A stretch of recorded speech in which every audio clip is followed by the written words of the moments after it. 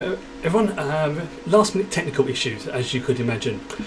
The Windows update decided it was going to reset practically everything for me. Yay, Windows. So that's now hopefully sorted and there shouldn't be any other issues. Just because I want to show off, and now everybody's here as well, I was at Comic-Con yesterday and yeah, I not only got to meet Hicks from Aliens, some guy called Kevin Conroy, aka Batman, who legit stood up on the table as he came out and went, "I am vengeance, I am the night, I am Batman," in his proper voice. And everyone, and the queue was ridiculously long. I mean, I got there where there was like about 5 people in front of me, about 10 people in front of me, and by the time I left there was probably about 100 people behind me in the queue waiting to see him. Right, now that nonsense is out of the way, that's going live. The audio seems to be working. I'm trying a new setup for the mics as well, so that seems to be going alright. Let's have a little bit of a recap. I would like to say it was last week, but technical issues again, lovely. Last time, on Star Trek Adventures Damocles, we was in the Mirror Universe. A new ship, the ISS Khan's Wrath, commanded by one Rogar Purr, not captained by the Trill, was tasked with hunting down and finding the last of the human resistance, one Miles Smiley O'Brien, who had dared to set foot on Holy Bajor. After a religious incident involving a certain Andorian, O'Brien was pursued through the newly discovered Celestial Temple, also known as the Bajoran Wormhole. On the other side of the wormhole, a new and powerful,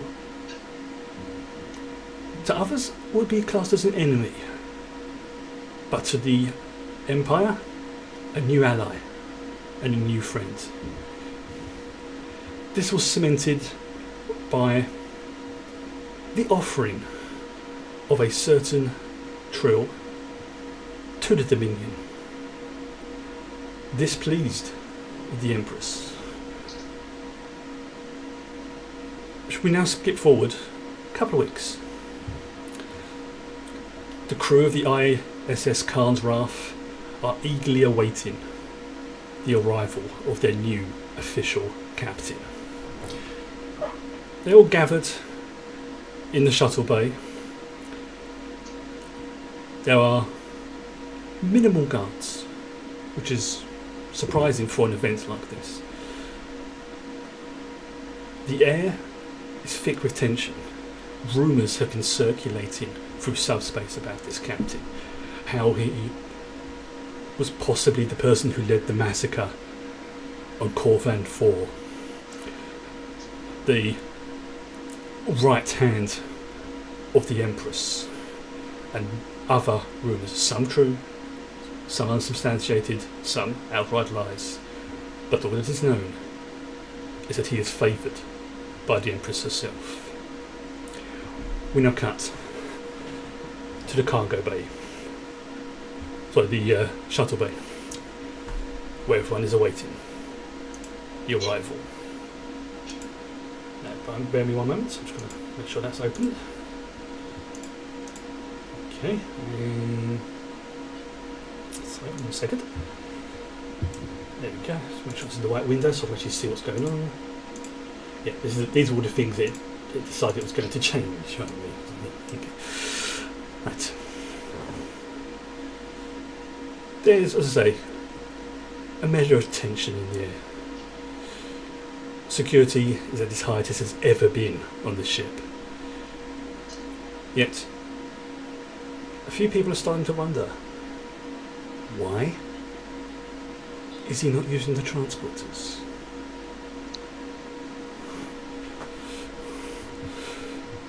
They're working fine. They have been security vetted by one Inquisitor on the ship. Why are they not being used? In the shuttle bay are a Vulcan and the aforementioned Andorian. Over to you.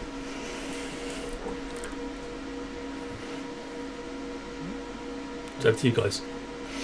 What are you doing? Waiting. Yeah, no.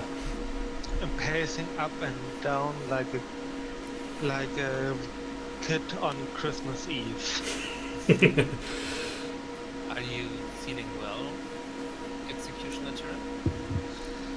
I've been waiting for that arrival a long time. It has been way longer than I would be expected arriving at home.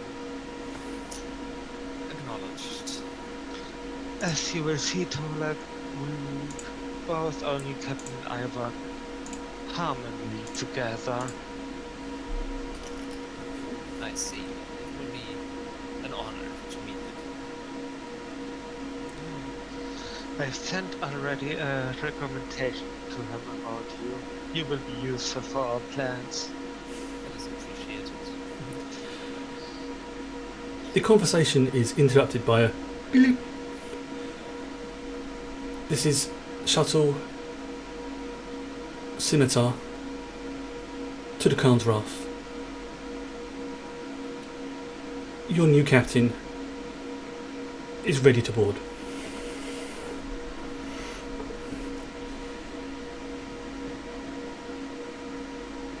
Approach. Thank you. Comlink goes quiet. You see the shuttle bay door open, and in gracefully flies a shuttle unlike you've ever seen before, but it's obviously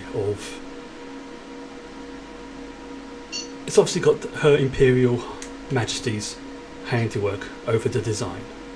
This shuttle looks fast, it looks deadly. In fact, you would say it's more like a fighter craft than a shuttle. And it lands perfectly. The rear hatch opens. Two security guards step out, and they are both the same type as they were before, that sort of weird Klingon Cardassian hybrid that are built for just pure muscle and not exactly for intelligence. They look around, nod to the executioner, and indicate to inside the shuttle. And out steps, make sure I get this right, Davrin Milan. You want to describe yourself right now, Davrin? Yeah, so Mirror Davrin, say, is he's sort of roguish, blonde, handsome self, but there's a sort of harder glint in his eyes. He has the required evil goatee. Unfortunately, I am not capable, so I didn't try.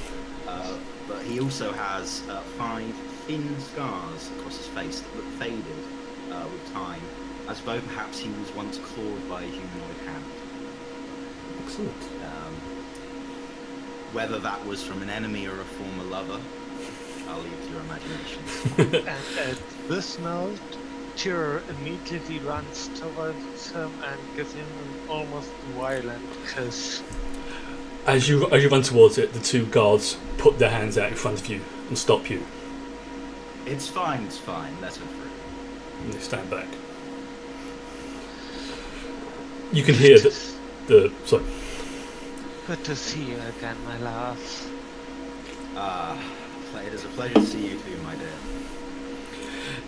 Upon hearing that, you can hear the atmosphere in the shuttle bay just change. It's like, oh no, as if certain rumours had suddenly been confirmed.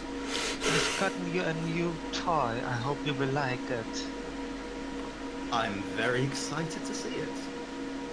Perhaps we can have a look at it on our way to my new bridge. Of course. But first, I want to introduce you to a very talented, intelligent wolf who might be beneficial to our further advancement. And I show the way to Tolek. This is bioweapon specialist Tolek. He was most helpful in our last mission. It's a pleasure to meet you. I have familiarized myself with your fire. I can see that you are a great asset. Thank you. I am honored to meet you. I look forward to our work. So do I. Okay, we're just going to skip ahead a little bit and cut to the bridge. Obviously, the tours around your new ship has gone quite pleasing. There were the agony booths are my favourite part. yes, they are spick and span as if they've just been cleaned. The holding cells are surprisingly well stocked. You even take a quick peek inside Tolek's lab and you see that there are several experiments that you know from your, shall we say, briefing by the Empress, that they are proceeding quite nicely. Everything Well, is, if you pardon the expression, shipshape. well, we needed to keep Tolek busy unless he's gotten so that he will be bored and get creative. You do have a, shall we say, this flashback to reading the report about what happened to the previous commander of the ship. But for anybody else, it might upset. But for you, it brings a smile. Stepping onto Well, I never liked the man anyway. Nobody did. Stepping onto the bridge, everyone stands to attention and gives the traditional Mirror Universe salute, which I'm not going to do right now because I can't remember it. And I'm also scared I'll really mess it up and do something I shouldn't be doing on Twitch. You can see that this ship has been perfectly designed for its purpose, to hunt down, to destroy. The big view screen is filled with images of Bajor, the planet in which you are now in orbit around. In the distance you can just see Terraknor, and as if on cue behind it, in the distance even further, the Celestial Temple very slightly opens and a ship comes through. Before anyone can say or do anything, you hear the recognisable bleep sound of an incoming hail. Captain, one Lieutenant Ricky, Lieutenant Junior Grade Ricky, who has been recently promoted. Sir, there is a incoming. Oh, it's from the Empress, sir. Then you must answer it with all haste. Yes, sir. Billy presses the button, and on the screen you see the distinctly recognisable Vulcan features of Her Holy Empress herself. Gives a slight bow from the waist while doing the salute. Captain. So glad you're finally arrived on the ship. Tell me, first impressions? I believe this ship and I will do great things. Good. And I take it my loyal executioner has introduced you to my favoured Vulcan? Yes, and he is now my second favourite Vulcan Empress. Oh, stop you.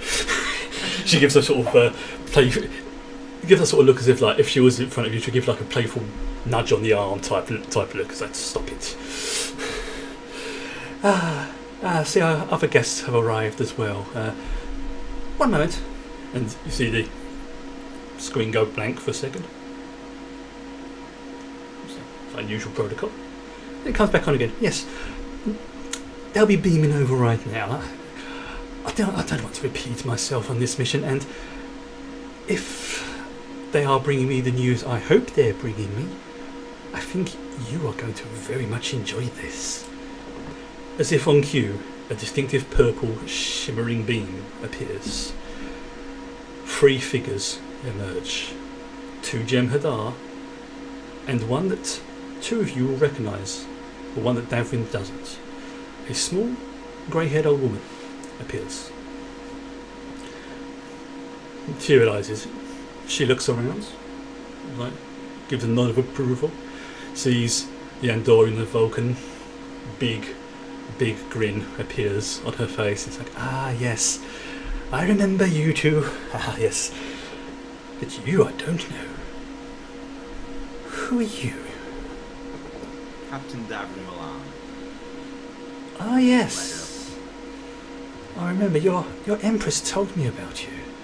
All good things, I hope. Maybe.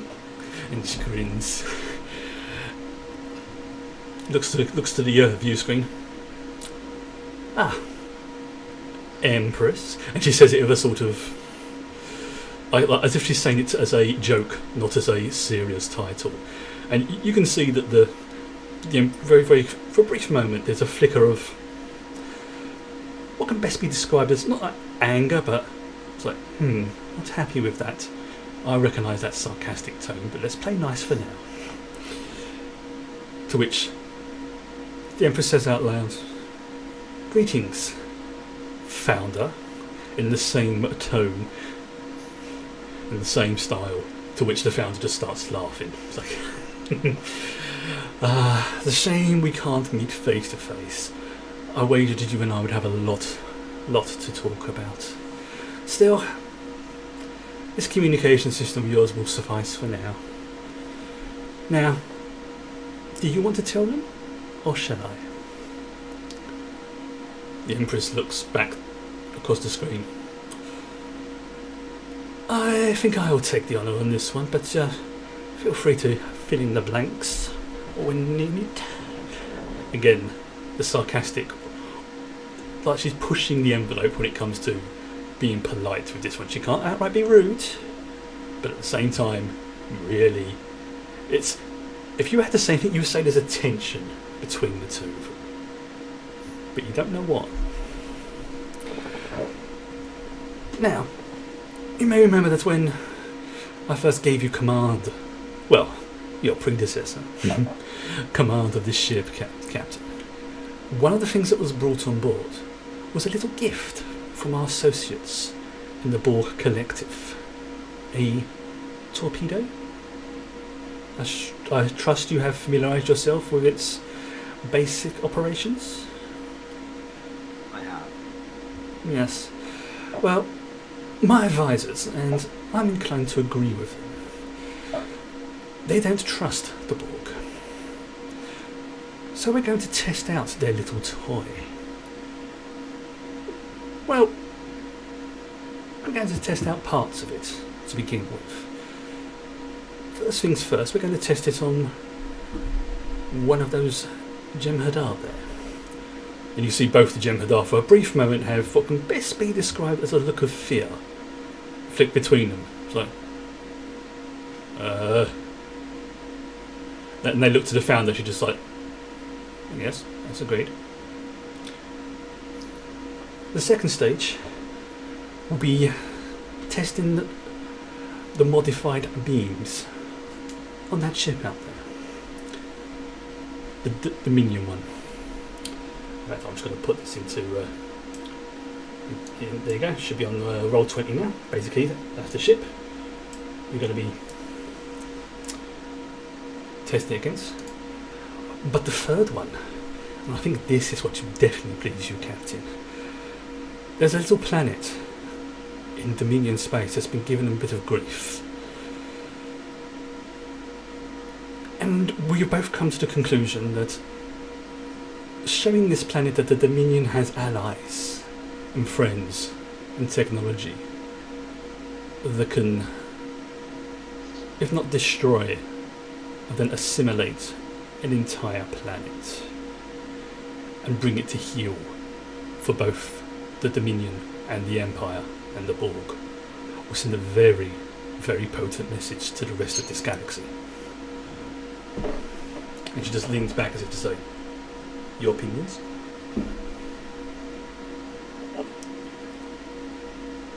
It sounds like a most potent tool. But I do share the reservations of your other advisors. Yes. Or may not be trusted.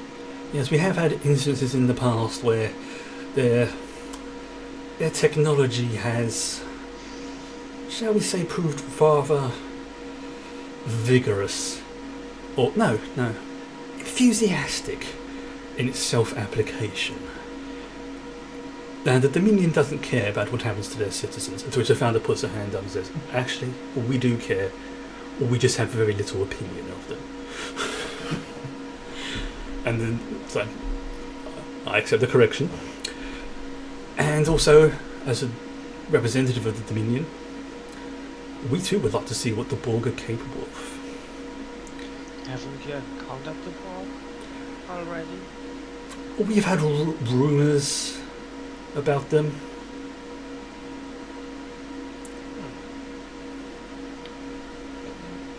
Don't worry, that was deliberate.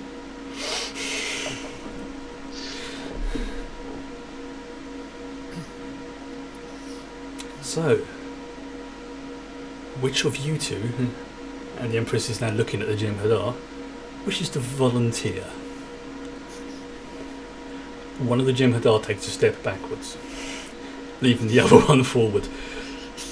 To which the founder's like, "Oh, congratulations, second."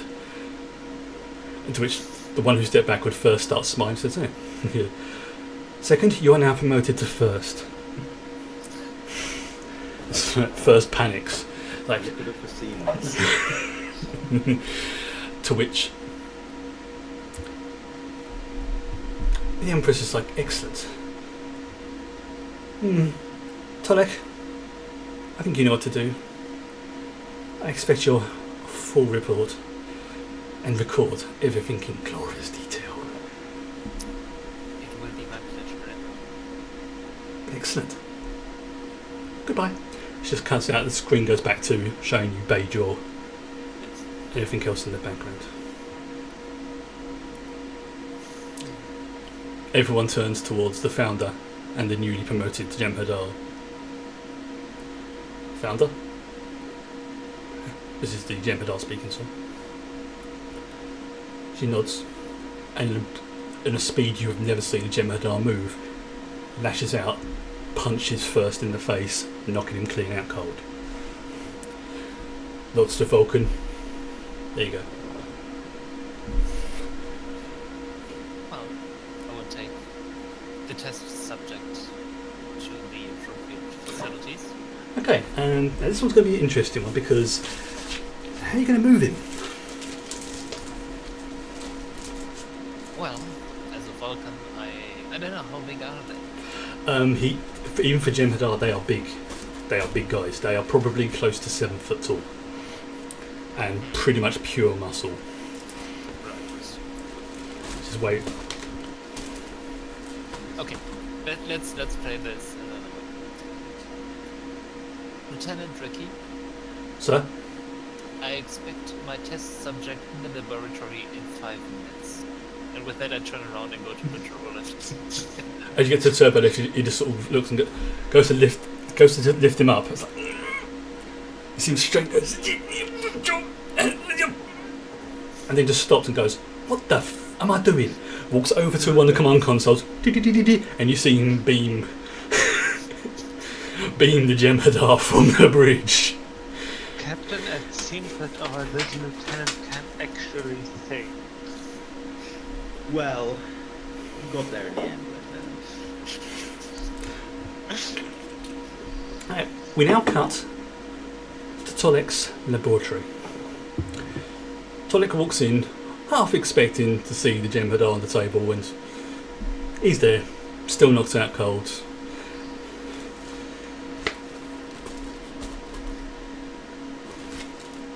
the monitor on the wall comes alive. You see the Jem'Hadar, you see the founder, and you see Davrin standing there, as if they are. It's as if you used to have like in the olden times where they would have observers watching an operation. It's pretty much like that, but obviously on a view screen. It's that sort of thing going on. So, next to the Jem'Hadar on the table is a small canister, approximately sort of can-sized. Nice problem. With distinctive Borg technology on it.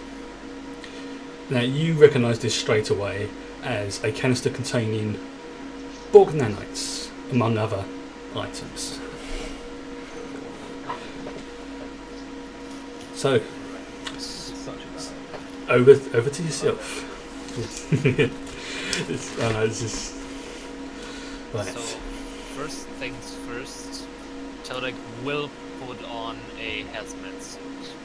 Okay, that's easy enough. There's loads by the door, various sizes, but you got your own particular favourite one that's tailored just for yourself. It's got little modifications in that you put in there, and you know that no one else dare use it. And you can see it's been well maintained, looked after, but it's nothing fancy to look at. But internally, oh yeah, it's improved. Excellent.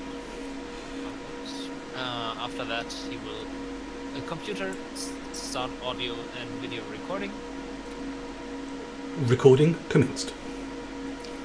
and then he'll do the introduction, stardate, or imperial time, whatever we have here. Yeah, we probably will do Stardate, but yeah, it's like the usual introductions go on. You introduce yourself, give the usual hail to the Empress and everything, as protocol demands. Also, she's probably going to watch this, so... There's a very good chance. Yeah, you may not be watching it live, but she may be. You don't know. Yeah. It's it's the sort of thing that she likes to watch. It's it is a rumour that has not been discouraged that pretty much the Empress has eyes everywhere. So it's not, although she's not come out and completely said it, she's not denied it either. And it's generally accepted. It's a good idea to think that she is watching you no matter what you're doing. So. Alright, so introduction of the test subject. We haven't really encountered Jem'Hadar before, have we? Not in an official sense. You've unofficially met them last time, Yes. but as far as Imperial records are concerned, this is a new species.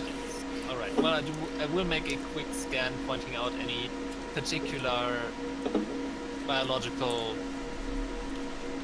markers that stand out in comparison to other species. Right, so first of all, in that case, I will want you to make a science and let's go with insight roll. This is going to be a DC of 2 because it's a new species you've not really had a chance to really look up close towards, but it's going to be a complication range of 1.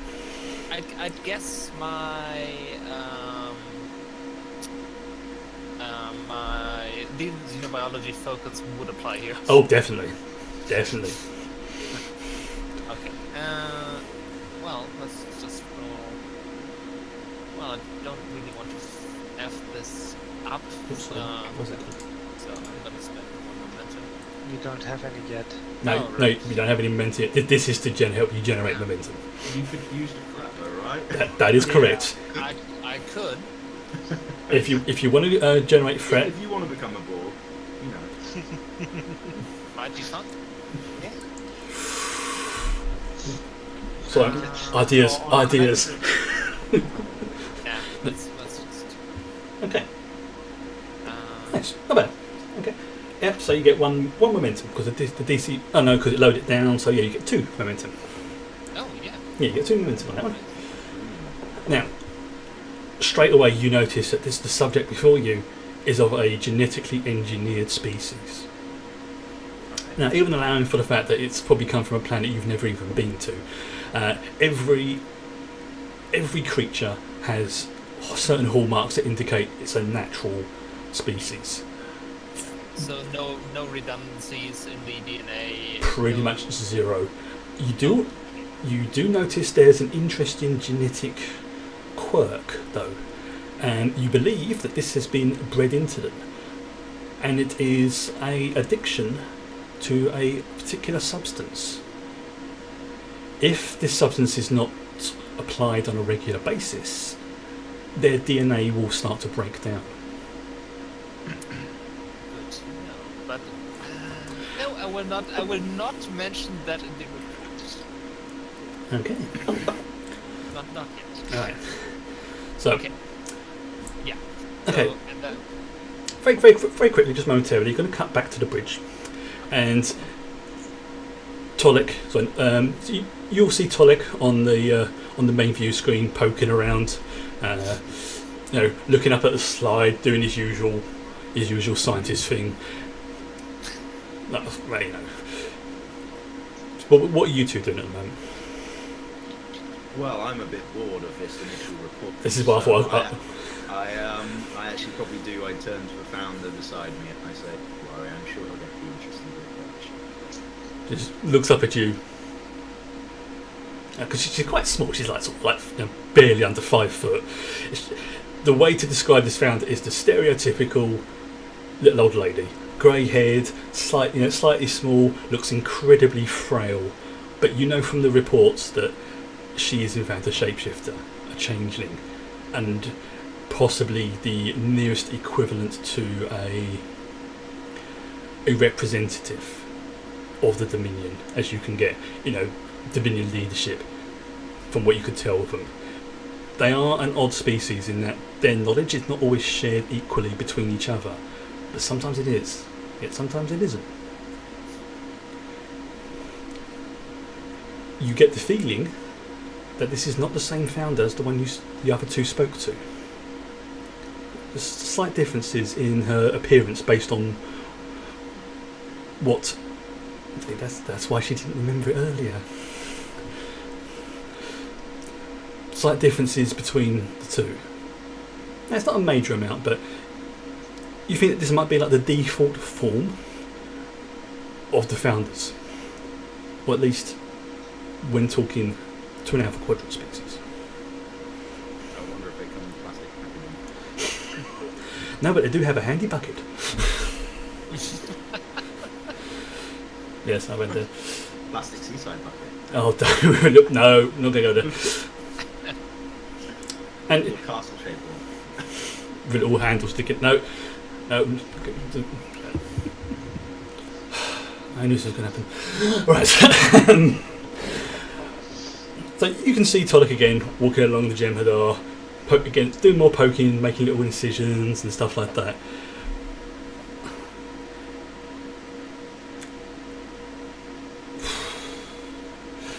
Tira, what are you doing?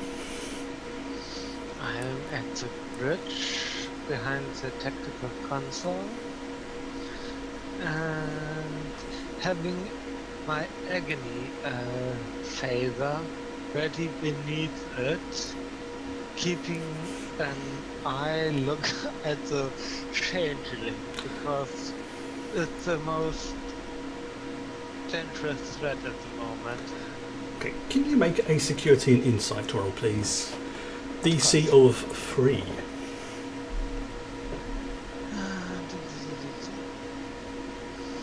Does my focus of infiltration help?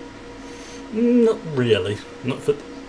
My talent cautious? Yes, cautious will do, but not infiltration. Okay, then it's a DC of 2 for me. Yep.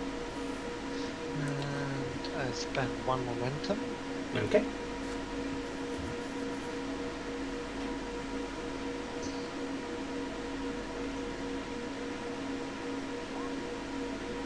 Nice. Okay. You notice that one of the ensigns on the bridge is getting a little bit twitchy, and their hand keeps going to their pocket. A disgusting thing to do on the bridge. I shoot that ensign. Okay. Make a roll to hit then. which I think for you is going to be security, It's isn't going to it? be a pack of gum or something, you know that, right? He's trying to quit smoking. It's probably control security, right? Control security, yeah, just a roll to hit. Because you're going to get them up, just to see if you actually hit them or not. And actually, Davin, before that roll make, can Davin make a... I'm going to say a command an insight roll, please. Really quick question. To attack, can I directly roll the dice on the weapons taken? For this one, not particularly, no, because you're going to hit him. But before it happens, I just want to see if Davin notices a particular thing. That's why. Yeah, it's only the question how you made the character sheets for roll 20. Yeah. Yeah. Once you roll the dice, you literally just click on the little dice, the little chevron symbol. For attack too. Okay. Okay. Right. You notice that the founder is paying very close attention to both the Andorian and the ensign. She seems to be ignoring what's going on the screen. It's like the screen's over here, yet she's looking over there. Darren, his head turns ever so slightly to sort of look in Tira's direction to see what she looks at. And this is where you shoot. Oh yeah, the guy's vaporised. You catch him square in the back.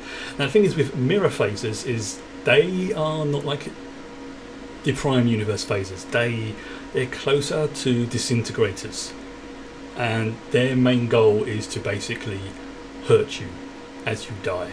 They are in effect agony phasers, and you can hear this guy scream as all his flesh starts to dissolve and fall off of his bones, and then the bones disintegrate even further, leaving literally just a pile of smoking clothing. With a great big hole, obviously, where the phaser here in the back of the t-shirt. I immediately opened the ship-wide communication systems. Attention to all crew members. We will treat our new friends from the Dominion and the ambassador the ship with utmost respect and friendliness. No one tries to shoot them. Tira, can you just quickly make a... This is going to be an insight roll. I'm not sure if it'd be command or security. I'm going to say security because that's kind of your thing. So, Okay. yeah. And this is going to be a DC of 1. Okay, then just roll with it. Okay. You notice in what remains of his... Well, remains... There's no weapon. Well, But there is a attacked without weapons. But there is a small... What could be like a hyper spray. Only like a tiny little personal one-dose, one-use hyper spray. That's Matic. You don't know. Probably. Do you want to make a impure. Do you want to make a guess as to what that was, or do you just want to think, whatever? I will take the hyperspray and make a quick scan with the ship computers. Okay, this is going to... You don't even need to roll for this one. This is a hyper spray that was designed to give a very, very brief but very intense high. I'll keep that hyperspray. Yeah. It flashes up as I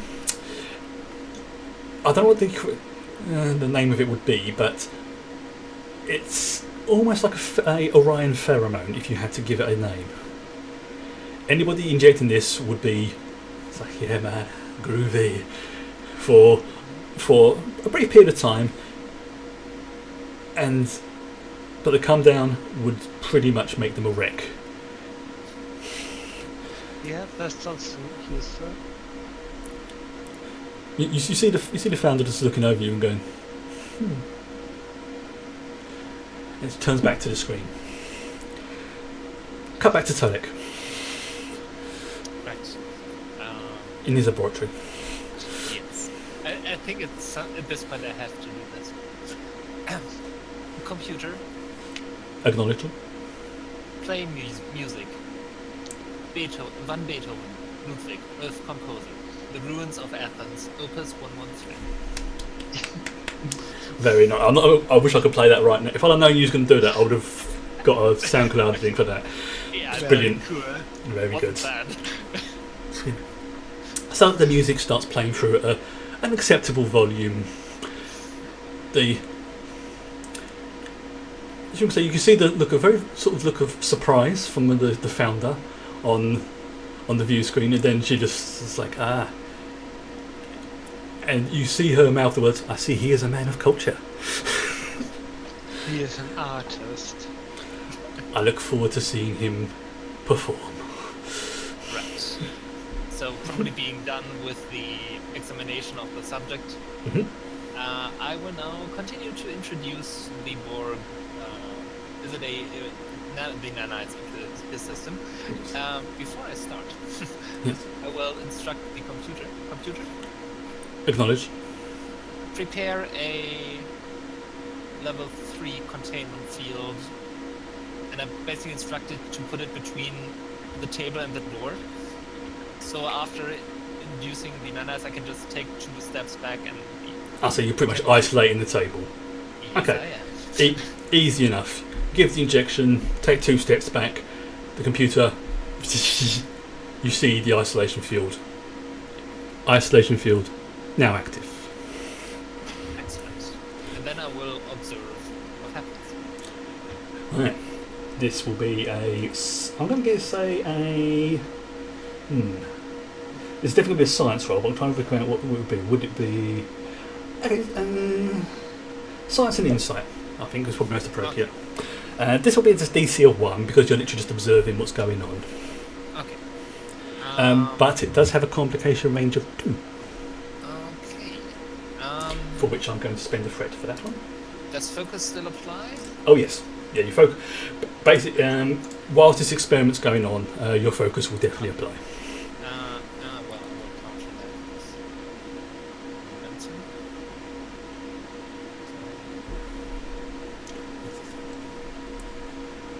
Okay. Ooh. Interesting. Ooh. Yeah. Very interesting. Alright.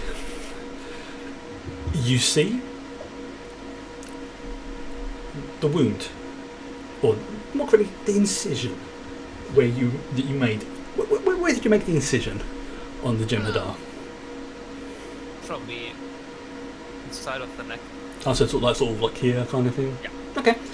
You see that cut very quickly close. But it doesn't close to the same grey skin that the Jem'Hadar has. It has an almost metallic look to it. And you might be mistaken, but you think you can see veins very slightly starting to bulge on his face. And these veins are getting thicker as they're spreading across his face. Very, very slowly. Fast enough to see, but still slower than from what you've heard Borg technology assimilates.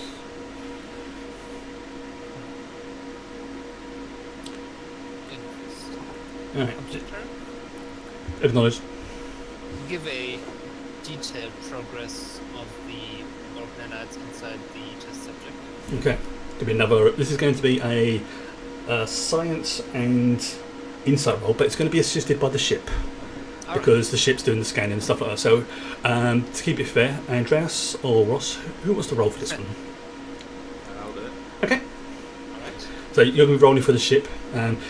This is going to be a DC of 2. And again, a complication range of 2. I'm going to So spend... on the ship, it's just going to be computers science. Correct. So I'm going to spend that last threat to increase the complication range. Very nice. That's better. That's very nice. Where's the roll thing on it? Ah, it's in it. I found it. And complication range 2 for the help as well, is it? Is that how that works? Yeah.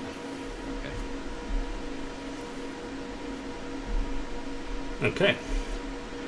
Hmm. Shouldn't draw. Right. It's a computer dice roller. It shouldn't have this. The Wheaton effect strikes again. Ross is definitely our Wheaton. Yeah. Welcome back. Glad to be here. Analysing. Nanite progression is proceeding rapidly through the subject. Caution. Caution.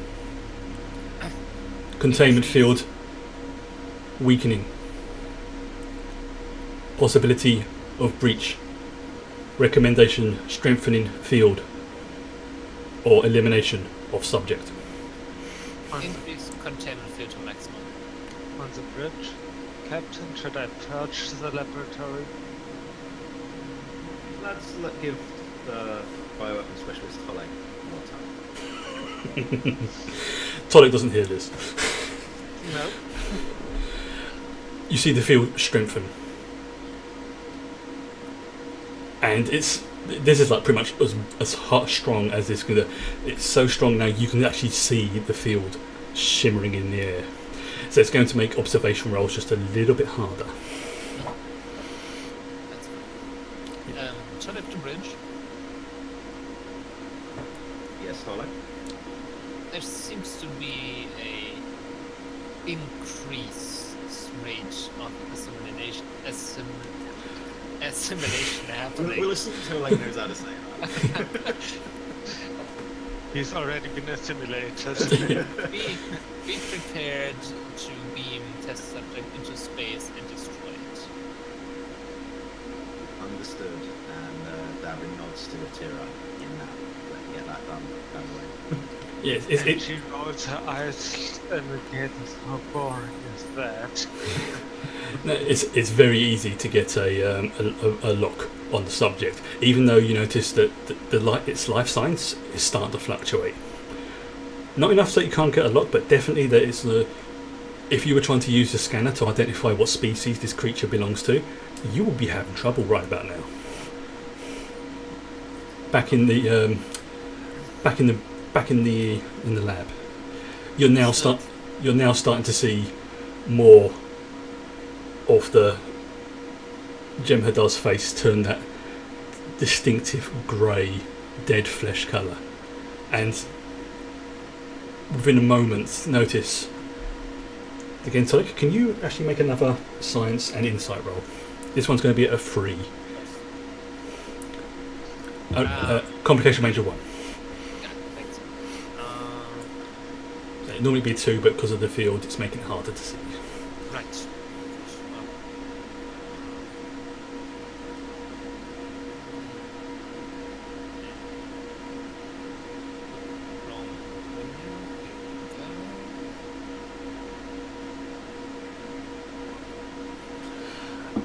That works.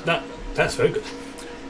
If you were to make a hypothesis, you would say that the nanites are actually starting to adapt to this creature's unique physiology. And whilst it's still not as fast as traditional simulation that you have seen, it's definitely starting to go a bit faster than it was before. And within a moment, you see the skin on the cheek that was probably the closest to it cut erupt, and a distinctive Borg implant emerge. Like Picard in First Contact, where it bursts out of his skin, basically that, and just settles on his face. The founder next to Davrin visibly jumps. Bridge. Energize. And Davrin is going to second make Tolek a little before he gives the order. The greyness is really starting to spread quite rapidly now across the Jem'Hadar. Captain, he's now actually an ally of the Empire. So, I said now. Don't beam him out. Okay, make a. I'm not. You're not going to have to make a lock on soon, so it's just going to be a straight control and engineering roll, assisted by sensors and engineering. It's basically to make sure you I train. won't roll the assist, so maybe Hannah should. Okay. What is Success. It's control and engineering assisted by sensors and engineering. DC 1, what this one says. Oh, okay, but still. We said engineering and. Whoa, hold on. Sensors. Sensors and engineering for the Oh. ship. Okay. Sensors and what was it? Sorry, engineering. Yeah. Okay. And there it is. Complication engines one. Just the one, yeah. How many momentum do we get? You get 3. Yeah, That's cool. because it's a DC 1, and you passed out the first roll, so that's not a problem. Before you, the assimilated Gem Hadar starts to sit up, turns towards Tolek, and just before he can get off the table, the distinctive blue shimmer beams him off into space. It's the proverbial on the windscreen at the moment. It literally just floating a decent orbit around the Khan's Wrath. The founder is visibly shocked. It's like, they told me that the Borg were like this, but my word, that was impressive. If I inside check. Yes, you may. I think I know what you're going to do, but yes, you may. So inside and security.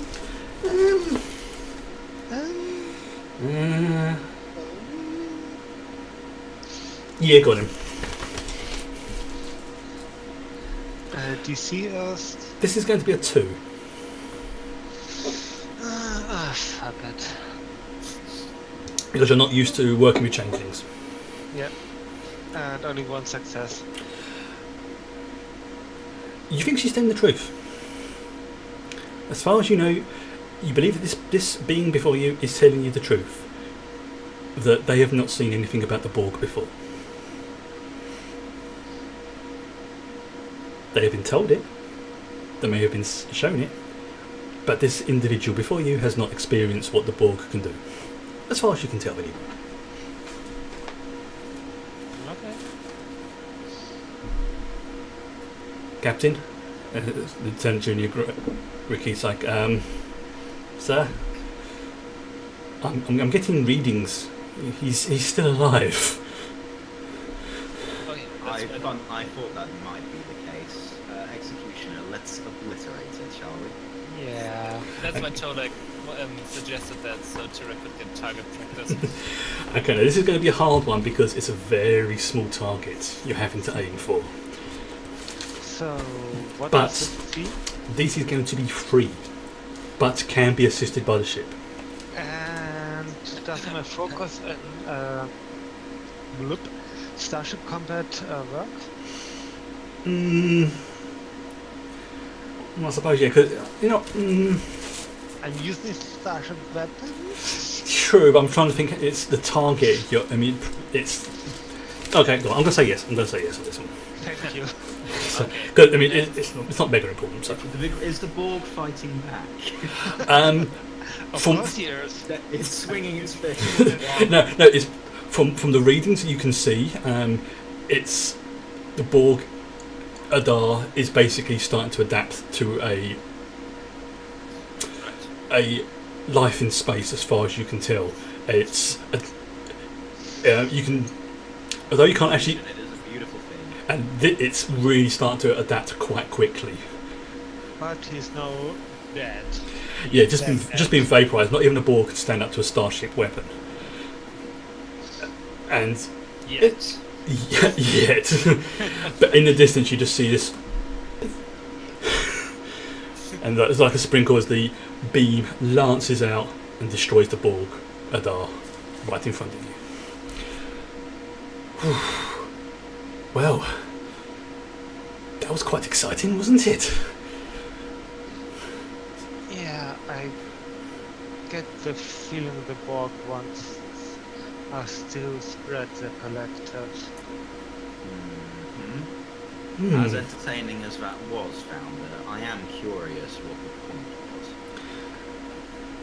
was. Okay, Devin, I want you to make a roll for this one. I want to see if you can try to convince her.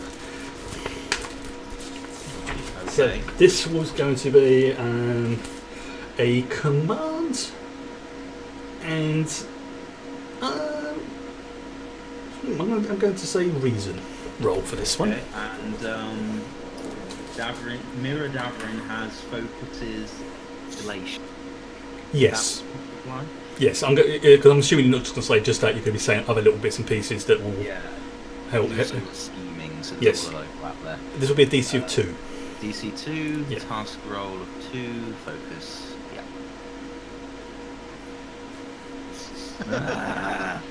I don't know what I was expecting. So I don't even know why I have these. I'm just going to award myself a threat for that one. So I'm not going to do anything. I'm just going to award myself a threat. So yeah. She looks at you and gives a little grin. Oh, Captain, we've heard a lot about the Borg from Her Royal Highness, but we wanted to see what they were like up close.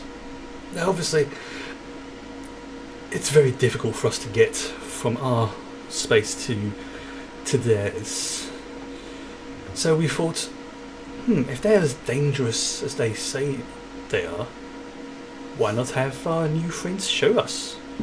And show us also how capable you are. You choose a very dangerous sport. I am a god.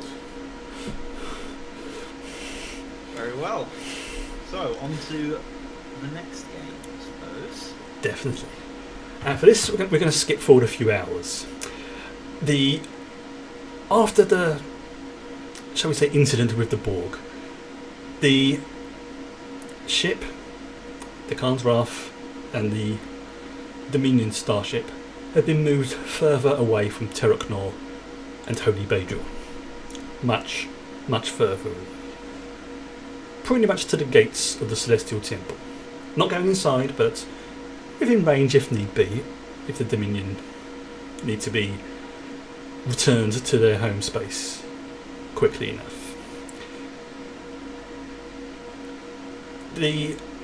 One of the phaser banks on the Khan's Wrath has been very slightly modified.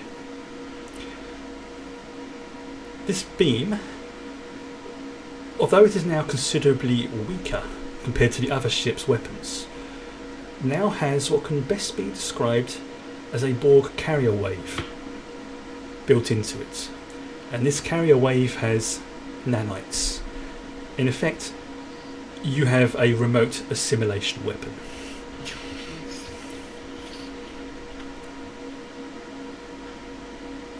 And Tira, you're shown both Tira and Tolek would be everybody would be shown the tests that were performed on this weapon on previous ships, and you can see that it does, as the designers commented, it does very little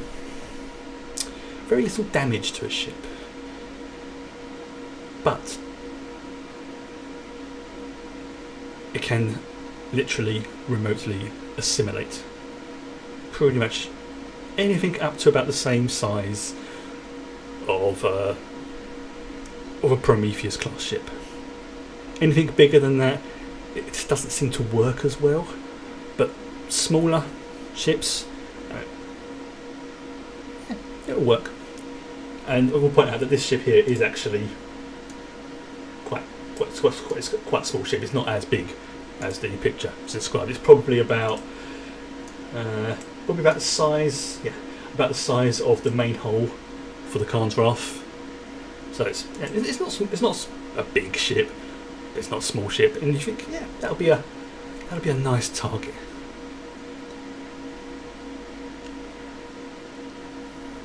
The remaining Jem'Hadar leans over to the founder and says, "Founder, we do have one small problem." So, You know, if this works, how are we going to get back home? To which the founder just like,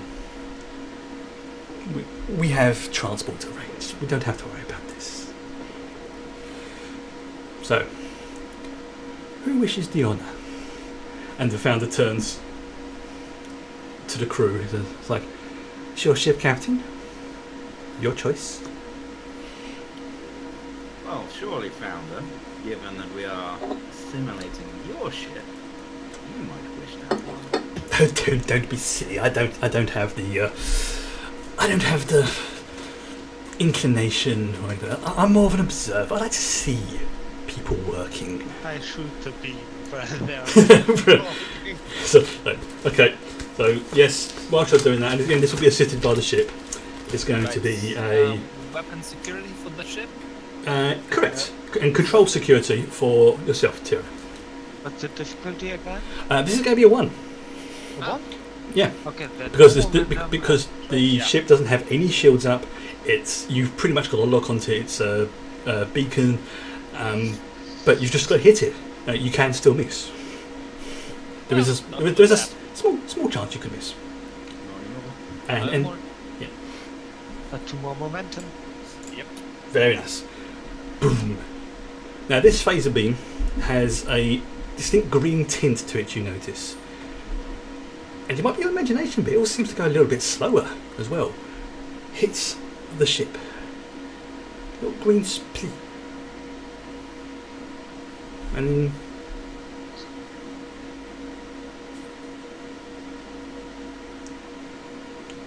that's it. You know, you can't see anything happening. Tolek would like to monitor what is happening over there. Thank you. Somebody finally got the hint. Right. So you have to run the sensors for this one. Yes. So this will be. It's going to go with. I'm going to call this a sensor suite for this one. So it's going to be reason and science assisted by sensors and science. Yes. Could Tira please help? I imagine Daphne just sitting back, just going, "Yeah, well, this is exciting." Well, when Tira fired the weapon, Davrin actually sort of looked at her and then gave her a sort of small smile. Oh, what can I do with you? Sensors and science? Sensors and science, yeah, because that's like you're basically making sure it hits the ship and not, an asteroid in the distance, sort of thing. Which is what it does.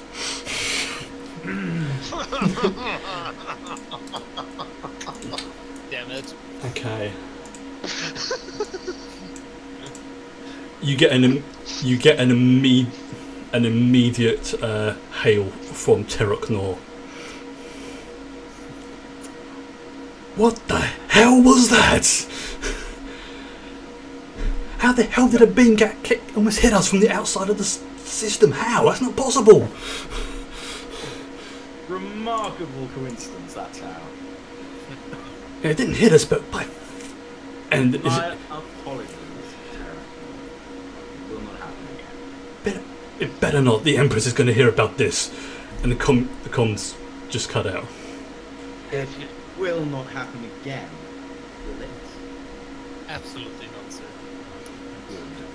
Good. Have you just apologized to Tyria, Stefan? It doesn't have to be sincere. I would like to try this again.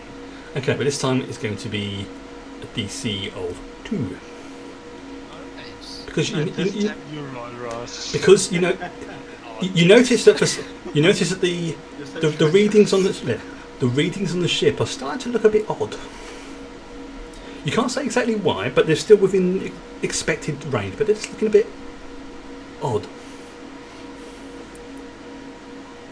Alright, so remind me of Don't simplification. mess this up. Complication ranges 2, yeah? For this one, it's going to be a no 2. Do we want to spend a momentum?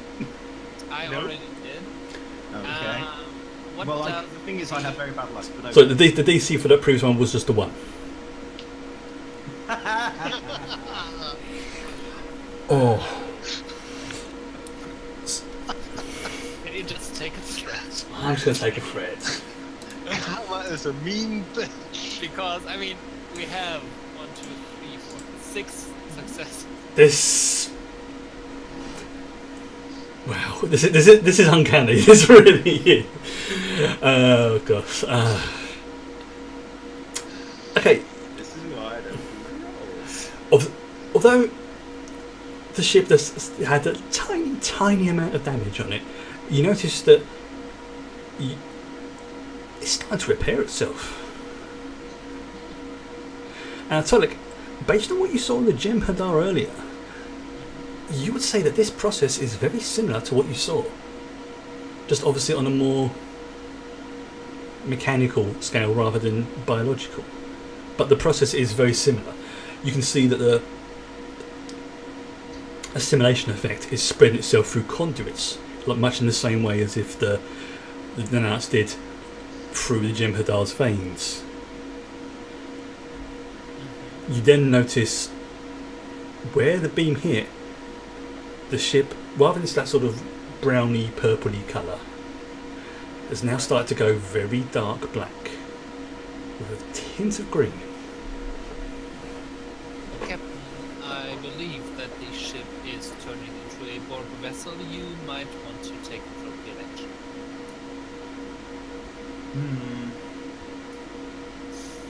At this moment in time, I can't help wonder what would happen if we left it to just interfere with Terraknor.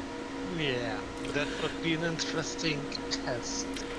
As you say that, the image on the bridge immediately flashes to the Empress. Terraknor will not be assimilated, Captain. I wasn't being serious, my Emperor. Of course not, of course. The Bajor system is, after all, one of my favourite places. So let us not allow that Bajor or Terraknor to become like that starship, shall we? Empress out. And she just, before you can say anything, she just covers. The screen just goes back to the close-up of the now obviously assimilated Gem Hadar vessel. You heard our beloved and being Empress. Yeah, I fire some torpedoes at this ship to make it quick. Now, the ship doesn't have any shields up. That's what I will say that. Would suffice. If you get a breach, yes. So, and before you can say anything, the founder says, I would suggest that you fire here. And she taps in some coordinates, and you can see that it's basically, if you aim there, it's pretty much going to destroy the ship in one hit. Okay. It's basically the warp core. DC? DC is going to be just 2 for this one. Complication range? 1. We take the momentum. Okay. We have 3 dice. Okay. Have those momentum back. Yes. Now, roll for damage. Ship location first or challenge dice? Roll for ship location as well. Just for human. Okay. In fact, roll twice. Roll twice. So you hit the structure. Okay, no, the structure around where you hit basically disintegrates, and you can see I suppose you can almost see the warp core glowing very faintly within the ship. Why the ship hasn't been just destroyed and thrown apart is pretty obvious, as you see the hole that you just blew in its side very slowly starting to repair itself. So a quick succession of phasers into the core. Again. For the whole Okay. shows us. Why not just roll to hit? So another roll? Another roll to hit, yes. Okay. This one is going to be a DC of 1. Okay, but I used momentum too. Okay. Boom. The ship itself, you hit the warp core straight on, and the explosion destroys the ship. You see the fragments floating around what remains of the partially assimilated Jem'Hadar vessel. The founder again turns around to Davrin. That was interesting. Can't wait to see where you're going to do next.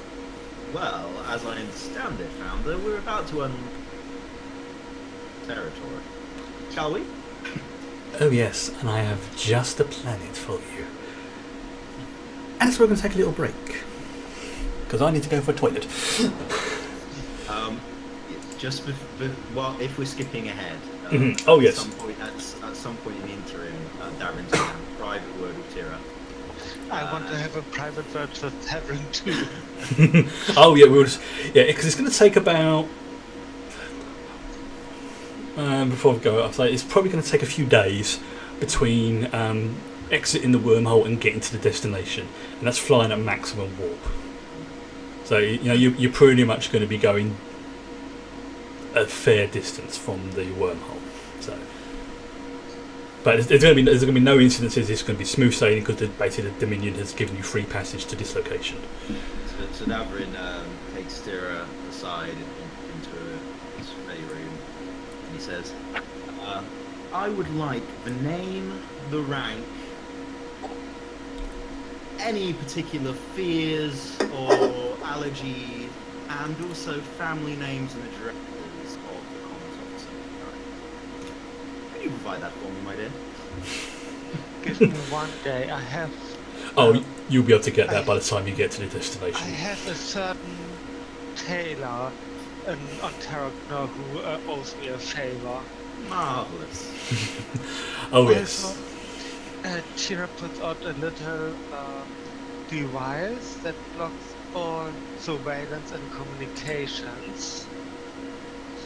And so Davrin, how far are your plans to kill the Empress? They progress apace. Now, We have the ship now, don't we? Okay. we have a ship, and if we can think of a way to use it that doesn't blow up in our faces, we have a very, very powerful weapon. Right. I'm going to put us on break because I really need to go to the toilet. Be right back, folks. Only be a couple of minutes, if that. I'm going to leave. I'm going to leave the chat thing going on. So if people will more than welcome to read questions and stuff like that. So shall be right back. Okay.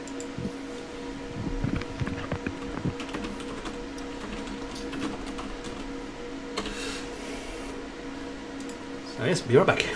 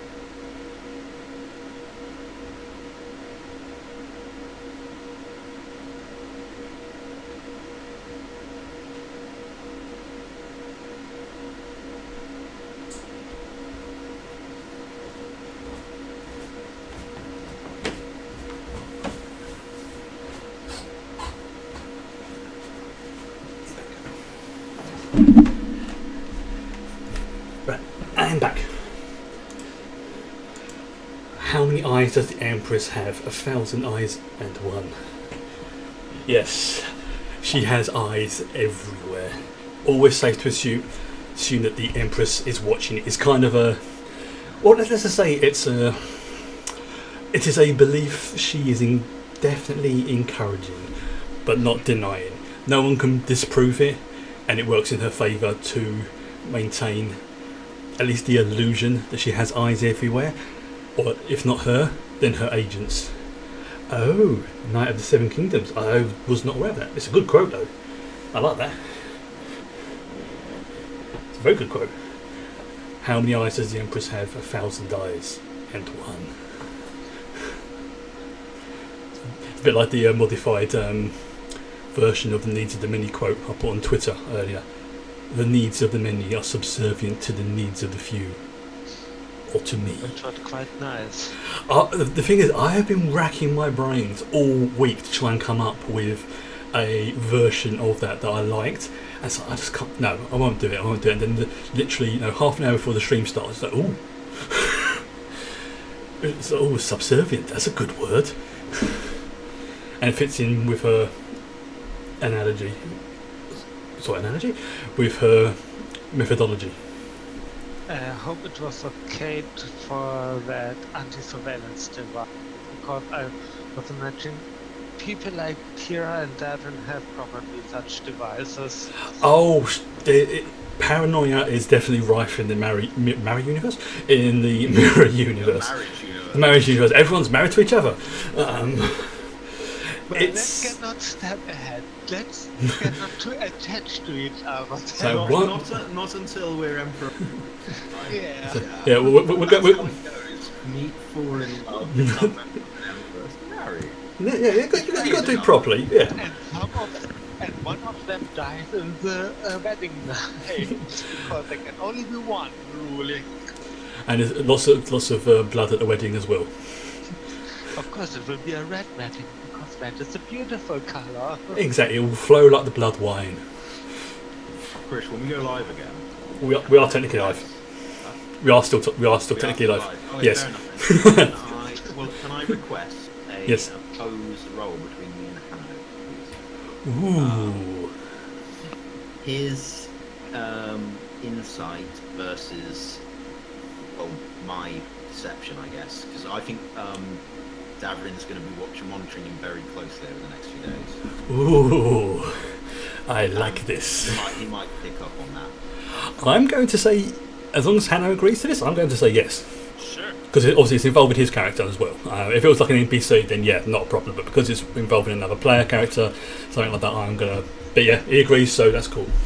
I will, while they're doing that, I will intimidate and grease some wills to get a certain communications officer reassigned onto the guard's raft. Okay, what I'm going to do is now...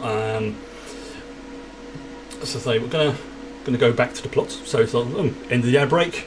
We're now back in the game. So I'm going to close the Streamlabs chat again, and any questions and stuff like that I will answer at the end of the stream. So okay. So yeah, it's about a day or so whilst you wait for a couple of new crew members to replace the dead person who died by your beam on the bridge, which cleaned up quite nicely, and a few other new crew members have requested to come on board as well, who have come from Bajor.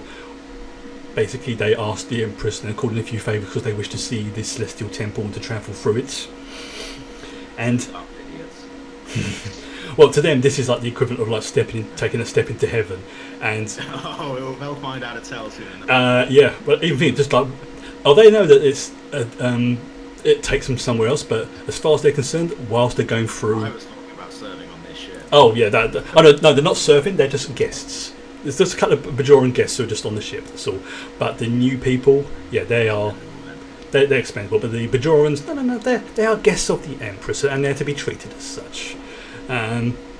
It's basically a way of currying favour with them, because this is like now starting to become almost like a pilgrimage for Bajorans. Now that they know that the temple is real, it's like, yeah, we want to go there. But obviously, money talks, or favours in the Empress's case. So yeah, the journey through the Celestial Temple, Bajoran wormhole, goes without incident. All the Bajoran guests are ecstatic at the chance to see the brief glimpse of what they perceive to be heaven whilst they are alive. And they are all ecstatic, they are happy with you, Captain, and they send back positive reports to the Empress saying, this is brilliant, this has been fantastic, we've had the time of our lives, the treaties you wish to deal with, basically everything's going right for them. Now you two want to make a opposed roll. Davin's basically just humouring them because he doesn't particularly like being a glorified cruise captain. Oh, that's fine, as long as you treat them with apparent respect, that's fine. You don't actually have to like them, you just have to. So, I would argue that the closest thing I've got to sort of laying my interest would probably be control and security is the stuff. See, this is going to be an interesting one because, although it's more of a social. Yeah, because this is probably going to be more of an insight type thing. Well, I would have thought insight was him. Yeah, would be. Oh, sorry. Oh, you're posing it. And my control would be my. Carefully and precisely. My feelings. Wouldn't it be presence? Actually. But presence is more like a charisma. Yes, Okay. yes, I would have thought presence was showing the emotion. Come on, okay. I don't think we need to worry over. No. I'm just more sort of. Come on, I want to be. I want to try to be consistent with it. So, it's. And it's definitely going to be command. So I'm leaning towards insight on this one. Command and insight. Okay. And given that I have a focus of scheming and I'm used to hiding. Yes, I'm going to allow that because this is right up your alley. You're used to looking out for the certain signs that someone is trying to either get close, physically, or Hey, I finally succeeded. Finally, so all right. So Hannah, Tolik, you have to beat a 2. Yes. So insight and. I'm gonna say That one probably wouldn't security. yeah. I'm gonna say security on this one. But this is a straight roll, if I remember rightly. Yeah. I'm just checking. Nope, nothing that would help. Okay, so inside security. Transport 2. Oh damn. Interesting. Very interesting. Okay. So, over the journey to this destination on the other side of Dominion space, Davin, you notice that Tolek is paying an unusual amount of attention to your medical file, which you have an alert set up on if anybody decides they're going to poke around in it. Now, bear in mind that the sort of things he's looking for aren't out of the ordinary, just the usual sort of thing. And you look and you see that he's doing the same to pretty much everybody on the command crew, including the Executioner, Lieutenant Ricky, the Bajorans, everybody on board. It's basically treating everyone the same, but he's a Vulcan. You know how scheming they can be. Now for Tolek. Yes, they'd obviously open every file. It's like, yeah, is he legitimately checking everybody, or has he just opened every other file to make it seem like you've got no way of really telling? He spends a decent amount of time in each one accessing different parts, so if he's faking it, he's faking it very well. So I mean, basically, you were matched. You two are matched on this one. It's to put it politely, it's almost a case of like, game on. Somebody is up to something. Oh yes, you just can't say or prove what. Now, It's a ship full of people up to something, isn't it? it's just like solemnly swear with that there. Oh god. you got. Excuse me. So you got a few days, so it's a case of, and this is going to be focusing on Tolek and Davin for this particular bit. What are you two doing then, with regards to this? What's going on? Well, to be fair, I'm going to involve Kira. So. Okay, that's fair enough, you can do it. I'm just saying I'm focusing on you two mostly. Yeah, so actually, I mean, the reason I was looking to in the first place as a potential ally, but now I've got a flag, so so I'm going to be calling on Tira for intel and feelings about Tolek. Okay. A private meeting. Right, just very quickly go over what Tolek let's just say uncovered. Ross, can you take your headphones off for a minute? Sure. Tolek, you notice that there's something unusual about Dafrin. Something that has been hidden in his medical history. But you can't say exactly what. This is Okay, it's cool. Dun, dun, dun. Yeah, no, it was because it's No,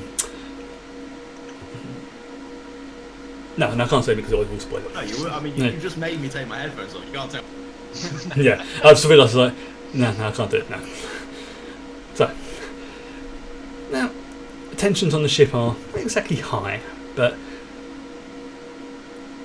people are definitely starting to look towards you three in a slightly different light. The rumours about the captain are still circulating about is it true he led this particular massacre and things like that? And Davrin, you hear about the work that Tolek did on Beta Z. Impressive. Yes. Very impressive. And Tira, you're busy doing whatever it is you do with your new crew members. Not trying to kill everyone who annoys or looks the wrong way at me. Or who reaches into their pocket. Yeah, there seems to be a new trend of everybody walking past Tira now with their hands visible. I'm going to have to redo the unit ship so it doesn't have pockets, just to make sure this isn't a risk. Yeah, it's Everyone you just jumps to cat suits or something. anytime anybody walks past Tira with their hands in their pockets or doing something, make sure their hands are really visible, almost like they're going like sort of going like jazz hands as they go past, kind of thing. Well, To be fair, I'm not mad at Tira because I don't druggies on my ship. No, exactly. It's a and because of this new policy of the captain, Tolek, you find a lot of people are coming to you for help with, shall we say, problems that they need help with. And are asking if you have anything that can deal with certain treatment, addictions and stuff like that. Like they want to have addictions purged from their system very, very quickly. well, that's certainly possible, but a painful process. What? At least I can make it. So. Oh, no, It doesn't have to be, but you want Nope. it's Yes. one of the new recruits from Bajor, sort of half Cardassian, half Bajoran person. It's like, oh, so this is getting bad. I don't want to deal with her. And it's like the way he says her, you can hear the capitalization of the H. It's obvious who they're talking about. Please, I'll do anything. Certainly, this will be unpleasant. Very well. And He puts his arm out. at that moment, Tira enters the laboratory of Tolek. And it's like you see the guy basically as Tira walks in. Tolek. Executioner. You're busy at the moment? It can wait. Is there a place we can talk privately? I'll come back later, sir, Mum. And just, you see very quickly sort of goes past Tira through the door doing the "I'm not touching you" thing as he goes past, and then you see this belt down the corridor at a speed that you never thought possible. Does this satisfy your needs, or would you like to? It satisfied. I lock the door and activate same device again. Security activated.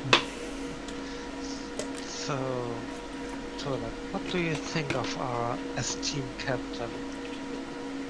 He is a very capable leader. I see no fault in his actions. And what is your purpose in life? I think you Vulcans have all logical reasoning what to achieve in their life, don't they? That is an accurate observation. So what do you want to achieve? My goal is... So I'm just taking note, isn't it? My goal is to be the best in my field in order to win the praise of the Empress. Insight. Yeah, you can make an insight on this roll. I'm going to give that as a... Insight and security? Yeah. Would that be an opposed roll, or...? I don't know. Are you trying to specifically hide something from him? Or, No. Tira, are you just trying to get a read of what's going on? I want to get a read of how to buy him. Okay, I wouldn't say this is an opposed roll because you're not really sort of actively trying to oppose it. It's more like you're going, I wonder what he's thinking. I'm leaving one thing out, but Tira has actually experienced his tastes when it comes to experiencing pain of others, so that's not a secret. Okay. So, does my focus on interrogation apply? Yes, for this one, because you're sort of like going, is even though he's a Vulcan, is he lying? Is he hiding anything? 2 successes. As far as... Are you telling him the truth, Hanny? Yeah. Okay. There you go. How about... As far as you can tell, he is telling you the truth. And what about your... I know you Vulcans don't like to talk about it, but I noticed that each Vulcan has, let's say, logical passion about certain things in their field of research. And I noticed something on our first mission together. Yes, I do like my work to inflict pain on lesser species, and I like to experience their suffering. How about making a member of a species that pride themselves in not having emotions like fear, pain, or suffering? Feel those emotions. Would that be a worthwhile cause for you? Well, it certainly could be interesting, and now he kind of takes a closer look at Tira herself. Species whose emotions are strong, far more satisfying.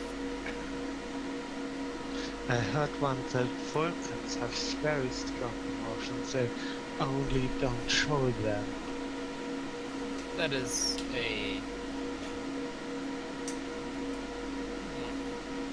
an incorrect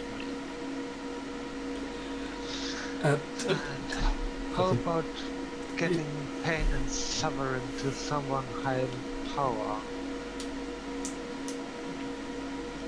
That is of no station is of no particular import when it comes to before I forget, Want to say sorry. something? Yeah, before I forget. Now, Tira, you know that after the incident at Beta Z, that many survivors of the, should we say, the ecological destruction of a planet were brought to Tolek. Now, you don't know exactly what happened there, but when their bodies were removed from his private chambers,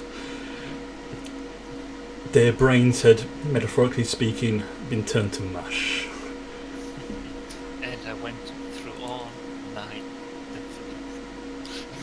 Yeah, oh yes. It's rare to see very, very rare to see a Vulcan smile, but you know that for a few days afterwards, there were reports of this particular Vulcan grinning like he'd won the lottery. So, Tyler, to be honest with you, I see in us both similar minds, with similar tastes. And I hope to be one day your friend, and I hopefully can supply you with enough subjects for your experiments and tastes. And I lean closer, and maybe one day another symbiont in the end. And what would you like as a counter proposal? That you are on my side and my friends when the time is right. You will notice it. I'm just this is brilliant. This is fantastic. This is exactly what I was hoping for in a Mirror Universe episode. Your offer sounds reasonable, and the chances of your success are high enough for me to be inclined to accept. Good. And with your help, the chances will be even higher. It would be logical to be on our side.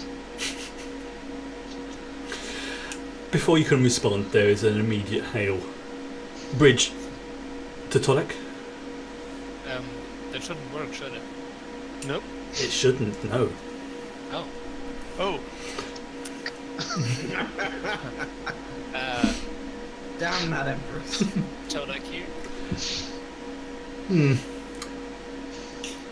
Now, Tolek. How can I put this? Well, you were being very naughty just now. Blocking a communication from the Empress. I had to use my highest security protocols to breach that one. Naughty, naughty. May I Yes? inform you that I am currently not alone? I see. And who is with you, pray tell? A test subject. Ah, yes, I see, I see. Didn't want a repeat of that incident with the Gem Hadar, did you? Indeed. Okay. How may I be of assistance? You are due on the bridge, I believe. And bring the Andorian with you. Yes, Empress. Cut to the bridge. You see you have arrived at pretty much the edge of the galaxy. You can see on the map that this is right at the edge of Dominion territory. Now this is a small, unassuming system. The founder is in the middle of a talk. Yes, and then when we drove them back to this star system, they still managed to keep on escaping. They've proved rather resilient, especially over the last few months. We want to make an example of them, and well, this is why we asked you here. The Empress just nods. Tolek. Tira. My interests? Now, Captain, this is the part I know you're going to like. You see that planet there? And on cue, one of the ensigns brings up this planet. Now, apart from the fact it's got like a basic sort of ring going around it, it's a terrestrial-looking planet. Nothing really assuming about it. It looks almost Earth-like, but obviously it's going to be different because of different technology and all that. But yeah, essentially, it's your standard M-class world, just with a ring system. I do see it looks to be a beautiful place. Yes. Now, that Borg torpedo. Did I ever tell you what its true purpose was? Right, listening. Yeah, it's everyone on the bridge has gone like this. Even the founder, who, as if she was going to walk towards Tolek for some reason, just stopped and looked towards the Empress. Like, I have what if you... out of character feeling that it's going to okay, out of character. simulate our ship.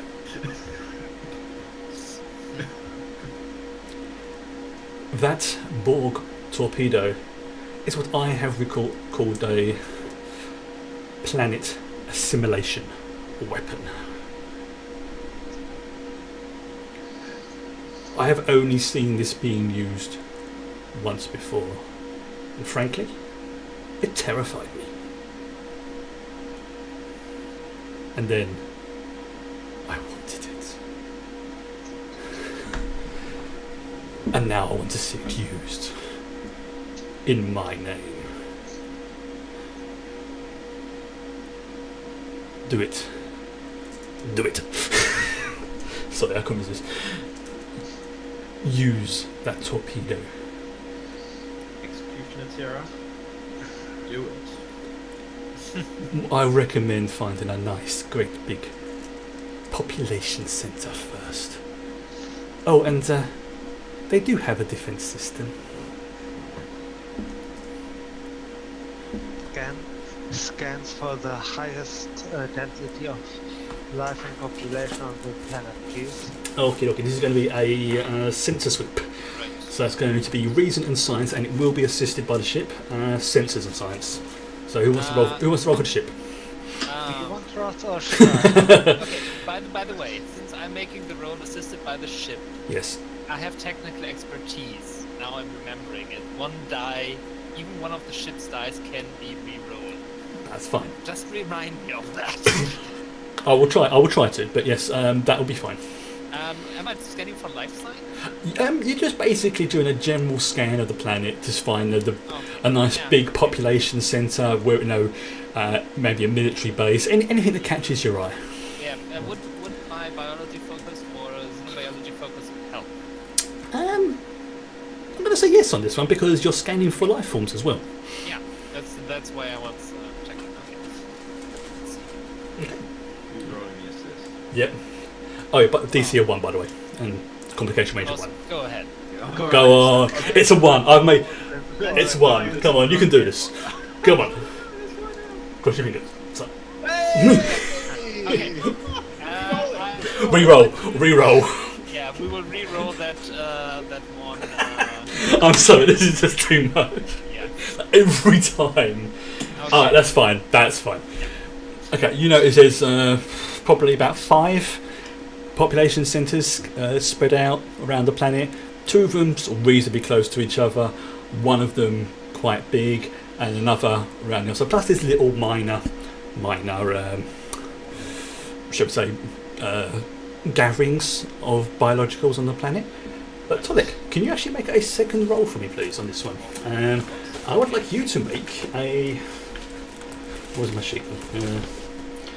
Science and insight roll. Yes. DC of 1. Complication range of 1. Here we go. You notice that although the vast majority of the population on this planet is of one particular species, there are quite a few other species on this planet. Not in like. In fact, now you look at the population distribution, it's almost divided equally amongst each of the cities. Like one city is almost all this one particular race, another city is almost all this other particular species, and so on. And as the, shall we say, the population footprints overlap, you're pretty sure you can pick up a few hybrids as well. Nothing fancy, but you know, you couldn't. That's as much as the sensors can tell you. Right. And the two population centers that are close together, would they be in number bigger than the biggest one? They're roughly the same. If you had to say something, you would say that probably about sort of 20, 30 years' time, it could be very believable that these two cities could merge into one. Yes. And are they of different species? Or They are of two different species. Well Yes. then, Captain, I suggest the two adjacent population centers as a target, since they house two different species. We could observe the effects on two different individual species. Yes. And more dead people. The And amount perhaps- of casualties would be slightly lower than if we hit the biggest population center. Well, perhaps it may accelerate the spread somewhat. Yes. Let's go ahead. Davin, time for you to make a roll. This is going to be another command and insight roll. Okay. That's a complication. No, one. Complication of one. I seriously cannot make this any easier. Well, I mean, you could just give it to me. No, I want to see you suffer as well. I'm guessing Mirror Davin's focuses aren't going to apply here. Okay. What are your focuses again? I just can't imagine. Intimidation, manipulation, and the other three are science-based, so not really. No, wouldn't be this. I wouldn't have thought so. I don't know. Given I don't know the context of the role, we've got so much. This one. Yeah. You're welcome. Cheers. Hey. Okay. I'll tell that moment about that. Yes. You notice that the founder is paying very close attention to both Tolek, Tira, and Lieutenant Ricky. Thank you very much. Sorry, my bad. He did get a promotion. You can see her. She's basically paying very close attention to all the senior staff on the bridge. Not really saying anything, just sort of like, almost like she's sizing them up. If you had to come up with, if you think it's like, what's she doing? You know the way somebody was sort of like mentally seems to go, nah. Yes, that kind of look on her face, but a lot more subtle than that. You know, basically, if you weren't looking at her, you wouldn't have seen it. So, yeah, okay, so Davin makes a note. Isn't honestly that surprised to see her observing them, given the world he lives in. But, and he says, yes, Executioner Shitizra, Tira, my dear. Let's aim those population centers. Okay. Okay. Because this is a modified torpedo, this is basically a planet killer. This is not going to use the same targeting rules as... Okay. No, not exactly. It's going to be slightly modified, just like the torpedo. Basically, you're going to have to roll twice. Once to lock onto the target, once to fire it. Okay. So you basically have to do as if you're going to do a normal firing roll, but you're going to have to do it twice. Okay, what's the DC? DC is going to be 2. And I would like Hannah to Complication roll this. range of 2 as well. Oh. Yeah, Okay. because this is like new technology, Right. and you're not used to firing it. I mean, this torpedo is huge. I It can. spend 2 momentum. It's After all? you know when you see like the torpedo tube, how the normal torpedo goes in, it's got plenty of space around it. This thing barely fits in the torpedo tube. It's huge. Okay. And the assist. I already did that. Oh, Yeah. Sorry. All right. I mean, neither of the zeros are red, so it means step up. but there's one complication for me. Yeah. One. You get a call come back up from the weapons bay. Sir, we have a small problem with the torpedo. Go ahead, what is it? I might be wrong, sir, but I think it's too big. We're having trouble getting it in the hull. You are shitting me. I am not I am not defecating in any way, sir, but I'm having trouble getting it in. And you swear you can hear the founder giggle, like sort of I will be down momentarily. Sort this out. It's no problem, sir. We think. Just ram it for fuck's sake. You can just go. Just for fuck's sake, just ram it in. We're going dry. I would not ram it in if I were you, engineering. Yes, I entirely set it up just for this joke. I was so hoping you'd get a complication on that. It was perfect. Right, okay. So, we'll cut the thing. Right, you're now in engineering. Sorry, the weapons bay. The torpedo, as you can see, it is big. And you can see him behind really trying to sort of like force it. It's like, it's like it's resisting, sir. It's like it doesn't want to go in. Well, if it's resisting so much, then perhaps our beautiful ship is not a willing partner. So let's reconsider, shall we? Yes, sir.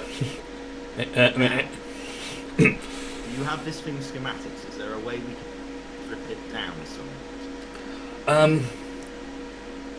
I guess where you're going, sir. I think you can actually see. There's a serious look on this. On the actually, David, Ross, what species is this? Is this engineer? Tellarite. Tellarite. Okay, so this Tellarite is sitting there. He's like, well, sir. Again, the usual Scottish voice that all Tellarites seem to have. I'd rather not touch that thing with yours, if you'll pardon the expression. I think it'll be easier if we widen the torpedo tube. At least take out some of the plating or something like that. It won't affect the launch mechanism much, but... Well, you don't Engineer, have to be particularly accurate, I don't think. Captain, may I Yes. suggest? so yeah, hail come through. How is this torpedo detonated? How is this? That's a good question. It's you can see that it has a choice of options. You can either do it on impact, time, or remote detonation. Right. So we could just beam it down. Yes, I would suggest beaming it into the atmosphere and letting gravity do it before we mess around with the ship. The engineer basically looks at you and is like, yeah, that could work. He's going, it's like, yeah, that could work. I'd rather not damage the ship, you know. Well, I think we're all agreed on that. I'll Very stop. well, let's make that happen. So, and as you see him pull back the torpedo and push it to the middle of the weapons bay where there's pretty much nothing around, and it's on like a little trolley type thing. The thing they use to push the torpedoes into the loading bay, that sort of thing. So, well, that's it, sir. It's all up to you. Right. Then let's release it into the wild. Okay. Do you want to be? Do you want to be on the bridge? No, we're not playing bagpipes as it gets beamed. Do you want to be on the bridge for this one? Do you want to see the effect, or do you want to? Yeah, I'll go for the bridge. Todek will be monitoring from the sensor bay. Okay. Now you're back on the bridge, and there's again that tension's back in the air, but this time, this is more excitement, and you could even start. The founder is grinning. The Jem'Hadar is like, and on one half of the screen, you can see this is basically like a dual setup now. So you've got the Empress on one side, the planet on the other side. So that's it's obvious she's watching, and you can see her reaction as well. So I'm waiting, Captain. Yes. Sorry for the delay. Yes, I heard reports that you and you can see there's this grin on her face. You had trouble getting it in. There's a first time for everything, Emperor. Not the first time I've heard that. Todek will look in Kira's direction. No. Oh, I'm sorry. No, I'm not sorry. And she gives her. You can't do this to me. Oh yes, yes we can.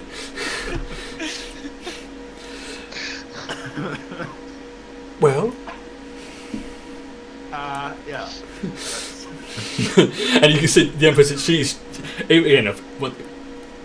she's grinning and just like she was laughing at that report of. And she just keeps looking down at it and just going.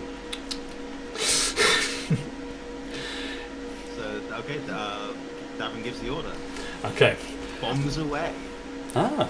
Shall I beam or shall you beam? That's on you. That's on me. That's probably. I will assist with the ship if that is. Okay. Now again, this is going to be a double roll because one to lock onto this weapon, and the second to deploy it. What's the roll? It's going to be a DC of 2 and a complication range of 2, but the thing to roll will be control engineering assisted by sensors and engineering. Take 2 momentum because I'm afraid. Sorry. I don't want to look. It's fine. Oh yeah, it's. Oh no! Oh no! That's how we die. No. You with your complication range. You look onto the torpedo. It seems to almost struggle and fight against your locking on. But after about 20 seconds of cajoling, trying different techniques, and eventually swearing at Andorian, you get a lock on. It seems everyone's having performance issues today. Okay, it's this kind of monster, yeah? It's going to be this. You get a call from engineering. Bridge? And yes, report to engineering. She's ready. At last. I would advise not keeping her in the buffer for transporter room 2. Why transporter room 2 specifically, engineering? Well, sir, to be honest, I don't like transporter room 2. It always has that weird smell about it. So if anything's going to happen, I'd rather it happen to that one. It is truly a mirror universe. I had to get transporter room 2 in there somewhere. For some reason, every time I think about it, it makes me angry. There's some things that just transcends the multiverse. The strange is that if you had noticed it, sometimes the transporter room 2 isn't there. Like you try to find it, but it isn't on the ship. I know, and you go, I know, it's weird. Anyway. Yes, of course. Yes, sorry, sir. She is ready to deploy at your leisure. Deploy. Okay, I've had enough delay. second roll. Again, Okay, same roll. control engineering, sensing engineering, 1-on-1 for this one. Because the hard part was locking onto the... Get momentum back, so again with the 2 momentum, complication range 2 again. No one. Yeah, bulk stuff is always very hard Now to we just lock have onto. Drop it. Don't fuck it up. Okay. I'm fine. I What's wrong with me today? You notice there's a. It's like. for momentum. The more that you roll, the more get money. You get a call from engineering. She didn't deploy, Captain, but we're going to have to scrub transporter room 2. It's unfortunately one of the. Well, let's just say that there was. Is it urgent? Do you want blood and guts all over your shiny interior, sir? So it's not urgent then. Deal with it and you can report to me later. As you wish, sir. Just unfortunately, we're now going to need a new barber. I'm not entirely sure why he decided now was the perfect opportunity to use the transporter room, but apparently he did. Well, more for him. Anyway, Okay. deal with it. Sir. Engineering out. Honestly. Everyone's eyes are on the planet. Yeah, total quick scan. Zooms into as much as you can to the location. Yeah. Now, obviously, you can't do that thing like on enhance too much. There's only a little bit you can enhance, but there's enough that you can see, especially combined with the tracker on the torpedo. You can see that it's safely arrived in the upper atmosphere of the location and is very rapidly dropping towards its destination. You can also see that there are what can best be described as anti-aircraft defences starting to become active around the site. You can see that the levels are powering up and that kind of thing. We might want to take out their air defense system. Yes, just what I was thinking. Well then, Executioner. I'll say you probably got about 1, maybe 2 round goes before it is in the optimum location for detonation. You have an opportunity to grab your record after your incident. So, I'm using torpedoes widespread to hit multiple targets at one shot.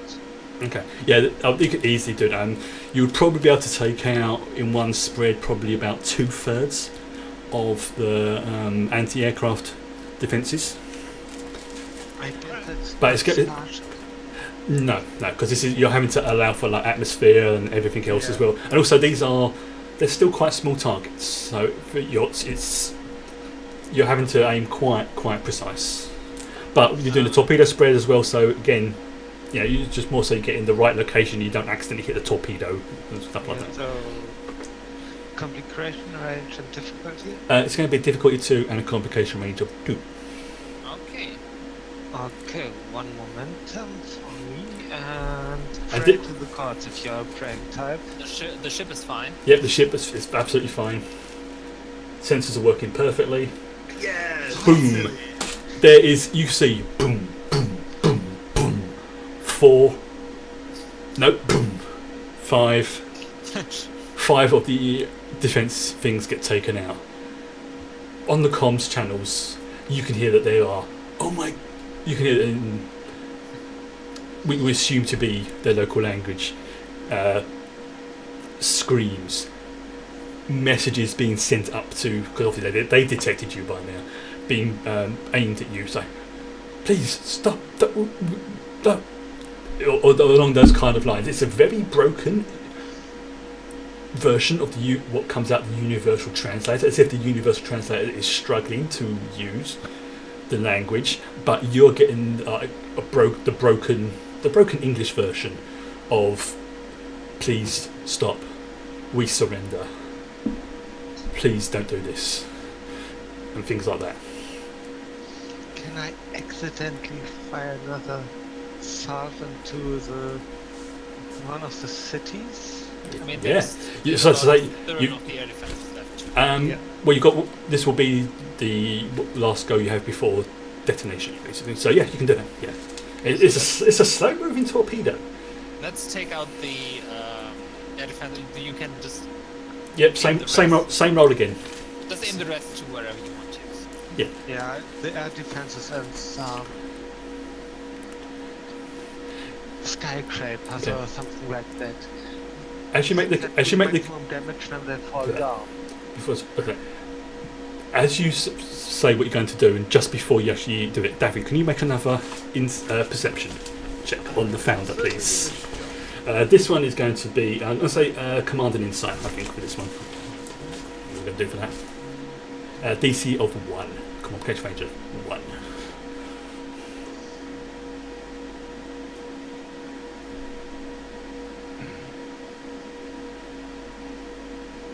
Nah, Okay. I can't know. Yeah, I was actually getting better. The founder appears to be almost like she's looking at the Andorian and going, "Oh," as if she's like mentally like copying what they're doing. It's like, now, this is interesting. This is a good technique. We're going to have to use this. This is terror. We like this, and you can see that there's a sort of almost nod between the Empress and the founder, as if to say, I approve of what you're doing. And then the second salvo hits, destroying half of one of the cities. Feeling better already. Oh, you already did your roll? Yeah. Yeah. Okay, let's see. Please don't let some ship. Nope. Oh yes, it's fine. It sets off secondary explosions. You know, you think you may have hit the equivalent of like a power station as well, because half the city then goes out, goes black. That was very well done, sir. It's, you know, it's like the panicking screams now gets even more intense from the radios. It's like you can hear practically every system that's capable of sending a message to the Khan's Wrath is now sending a message, or at least trying to. And then the torpedo detonates. You see a bright green flash explode above the city. It gets wider, spreads, starts to cover the other city as well. Very odd thing though. The communication system immediately cuts out. You cannot hear anything coming from the planet anymore. Brief scan indicates there was what could best be described as an EMP component to this torpedo, and you believe that's what's taken out their systems. Cholek will scan the hell out of that. Okay, yeah. Oh, you can do that easily. It's this is going to be a DC of 0 for this one. Okay. But What's the ship? well, if you want to assist the ship, I mean, this is going to be a really easy roll. But there's a reason. That's just more chance of complication. Yeah, this is why I'm doing it with roll, because there is a small chance of something happening. Okay. And not today. There is. You can't really see anything except the area directly beneath where the Borg torpedo detonated is oddly now flat. And I don't mean flattened, I mean flat. As in, no buildings, no rubble, just a great dust. I will report my findings. Question. Yes. Tolek. Yes. Can it be that those nanites have destroyed any structure, living or artificial, on a molecular level on impact? What would I know about that? You think that it's certainly possible. Better. This, although obviously you would have inspected and had a look at the torpedo beforehand to at least have a look at its biological components, and you know that the nanites contained within that are, shall we say, a lot more potent than the ones that you were using. It's to put it mildly, these are elite nanites. It's the only way I can really sort of describe it. The ones you had before are the more sort of regular ones, but these ones are they are almost perfect. That's the only way you could describe it. They are perfect nanites. Obviously, you relay that too. Your theory seems very plausible in execution. This might be maybe a additional power source for the nanites. Or perhaps they're redistributing Borg technology. There's also a possibility. We shall observe. Okay, let's make another science and an observation roll as you're scanning the planet. Right. Science and what was it? Science and insight. Insight. This one's going to be just a 1-1. for this. Okay. And you can be assisted by the ship if you wish. Yes, please. I mean, or you know what? It's fine. Oh, so you're just like going, that's right, I got this. Yeah. You can actually No risk. you can actually start to see that the grey dust, ooze, goo, whatever you want to call it, is actually starting to spread. Slowly. But as it gets bigger, it's getting faster. It's you might be wrong, but you think it's starting to create something. So it's exponential. No, it's not really speeding up. It's just it's going at the same ish rate, but it's getting a little bit faster. But it's not exponentially. It's just dip, dip, dip. Basically, as it's getting more material, it seems to be. It's as if it's becoming more organised. Probably a better way of describing it. Not faster, more efficient, more organised. They're adapting. Seems to be, yes. They're adapting to their targets like they did with the Jem'Hadar. Yes, that's On the ship. that's basically. It's pretty much everyone there has the same view. It's the nanite swarm is in effect learning. It's making itself more efficient for the environment of which it is. It's getting. Now you're starting to notice it's getting faster. Within 20-30 seconds, the city that you once, you decimated with your torpedo spread is now gone. Reduced to the greyish ooze that you see before you. It's now spreading faster. Tolik, make another science and insight roll, please. This is going to be again DC of 1, complication range of 1. Still, this is interesting me. I want to get this right.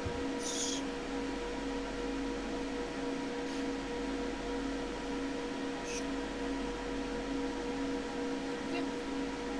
That works. You see, from the impact site, a structure starting to form. Is it cubic in shape? No, Oh. this is very much not cubic in shape. There seems to be a shape emerging on Yeah. the planet's surface. You can't really sort of see what. Are we talking like a big building type shape or an obelisk? It's. Do you want to make a guess? Some sort of pillar? Or an insight? Okay, Yeah. fine, make an insight roll for this. Again, it's going to be your science and insight. Because you're trying to work out what it's building. Yeah, and okay, what's my range, your complication range here? This is going to just be a 1, because this is just like you'll just stand there going, what is that it's building? Okay. And Tira, you can make one of these rolls as well, if you wish. You don't have to. Side and Got it. Again, science and insight. Well, I succeeded. I know. Okay. Now, Tira, you think it's building a tower of some kind. The way it's sort of though almost like building up like into something that's going to be pointing upwards.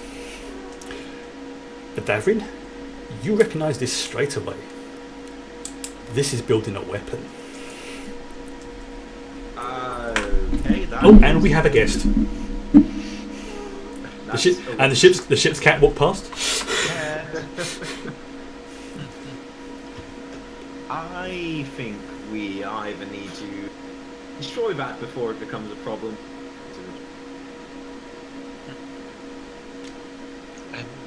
We are actually in Dominion space now, and we are an Empire ship. The cat is now sitting on my notes. I can't get to them. Right, so anything that gets ruined from now on, you can blame on the cat. Don't look at me like that. The weapon starts to look like a cat. Yes, it does actually. It's just like, meow. Founder, how would you like us to proceed? I think we should withdraw just a little bit, if that's okay. I mean, what are the sensors like on this ship? Do you think we could observe from further away? Absolutely. Good. And she smiles at you, as if just like, see, someone likes me. And now you're able to, as you sort of slowly back away from the planet, you start to see that this weapon is pretty big, but it has an odd look about it. Although it's a weapon of some kind, you've not really sort of seen a weapon like this before, but it's obviously a weapon at the same time. One question. Yes. Is it possible to send a text message to the Empress without the founder or the Jamaata noticing? Ooh, I'm going to say from a gameplay point of view, you can certainly try. Yay. To quote Mr. Mercer. So this is going to be, I reckon, a security and... I like where this is going. Ooh, because you're being surreptitious. Interesting. I'm trying to decide what would be interesting for. No, not insight, not fitness. Yeah, screw it. Let's go, David. DC? 2 for this one. I don't think my focus in infiltration or hacking hurts. I'm going to say, actually no, this actually might do, because you would have to bypass the security systems that are built into Starship. And are using 1 momentum? Okay. What was lacking yet? Don't worry, we're getting to the end bit. Okay, you fire off a message. And as far as you're aware, nobody detects you. Asking her just say when we should kill that arrogant bitch and her lapdog. You get a message back very promptly, and you just trying to say it's okay, that's great. Do not harm the founder. Lapdog's fair game, though, eh? Yeah. That's all it says. And there's the electronic signature you get back as well proves to you pretty much 100% that this has come directly from the Empress herself. Then I misinterpreted the situation. There's a giant Borg weapon building in Dominion space. As you say that, you notice there's a light flashing on the console. The weapon tower is powering up. We are building a Death Star. Can all of you actually make a, I'm going to say, a science and insight roll for this one. Sure, I think that's... Why are you doing that to me? I was, because this is to see if you notice something. if it's to do with whether we might be in range of my astrophysics. I'm going to say yes on that one. Okay. Because this is kind of what it is. So is complication range just 1? Yes. Because it's literally just like, you've got like, wait, there's something about the way that weapon's pointing. Okay. Wait, it's not going to be towards the wormhole, is it? Too far away. You're about 4 to 5 days journey from the wormhole. Oh, come on!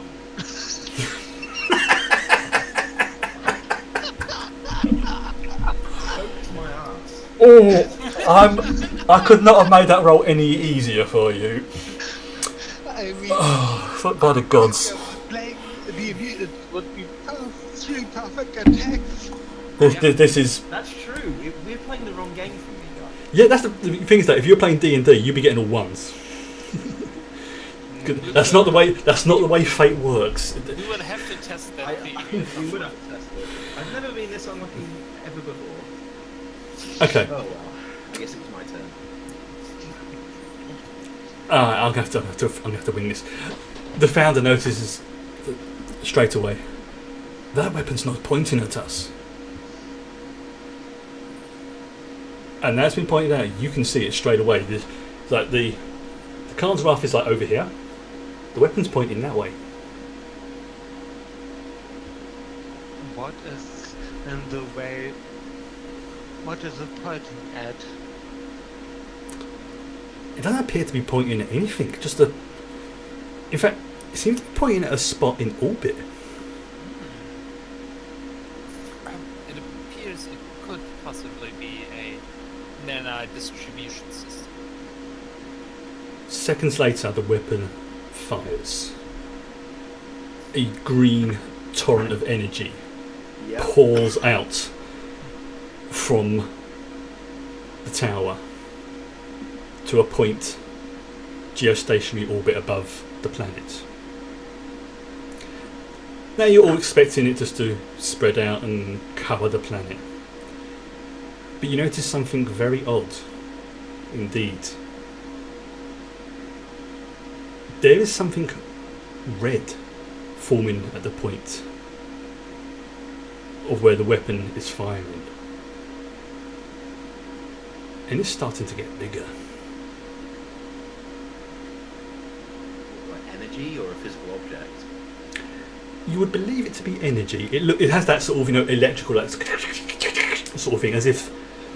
Actually, no. Again, another science and insight roll from all three of you, please. Sure, I guess. Actually, and what are your focuses again? Anything good, astrophysics or something like that? I've got astrophysics, quantum mechanics, and warp theory. Oh, in that case, you get a double bonus for this. Damn, alright.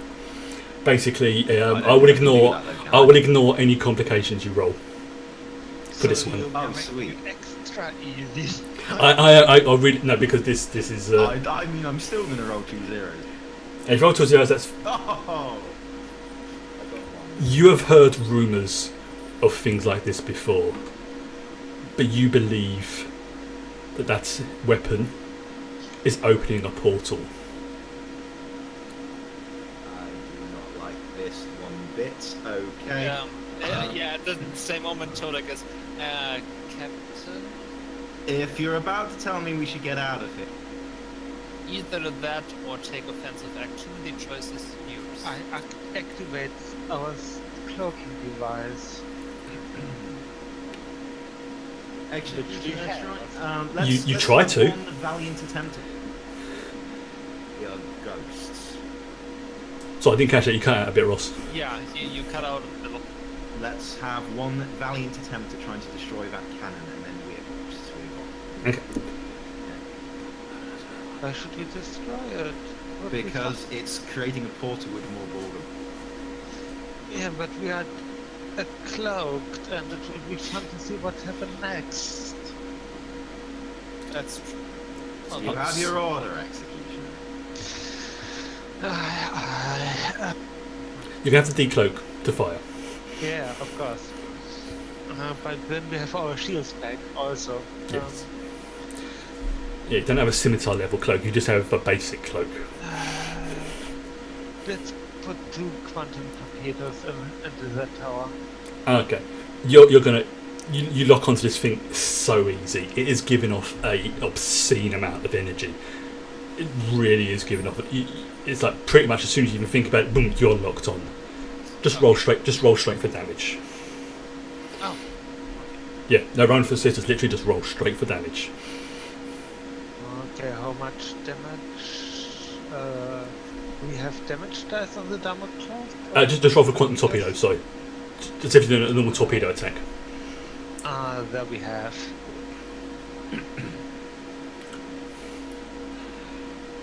Okay, you hit That was the first torpedo and the second again. Okay, that's good.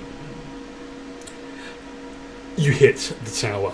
It seems to take a huge hit. You notice the beam is fluctuating. It's like the portal is getting very slightly bigger, and you notice it's got bigger, but it's looking almost damaged, almost crude. Like it, unlike the wormhole that you just came through a few days ago, this looks like a festering wound. Probably the only way to describe it. If the Bajoran wormhole is a surgical slice through space-time, this is an ugly shotgun of a wound to space-time, and it's getting slightly bigger.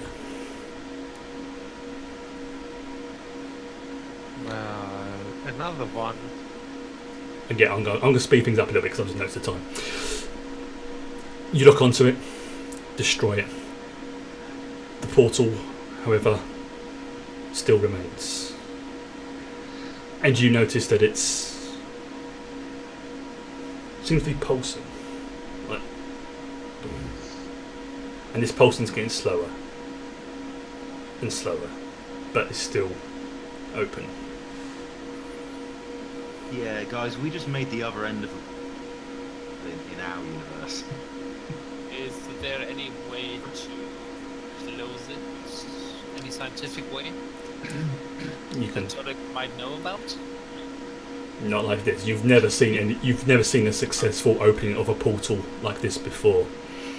We could try polarizing the deflector shield. Again, you can certainly try.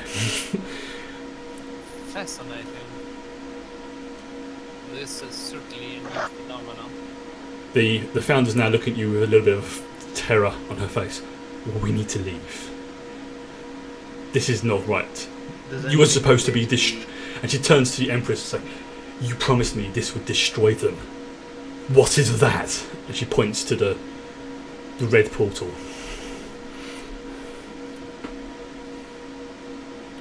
I look questioning directly at the Empress, reaching on a certain weapon under my console. She's like, no. She gives a very sort of subtle, "I will speak to you later, Tira, about another matter. In the meantime, Captain, I would suggest you do as the founder says and get out of there." Empress. Yes, Lieutenant Ricky, get us out of here. Sir, punches it, boom. You zoom towards a wormhole. I'm just trying to decide if I should get all of you to hear what I'm about to tell you.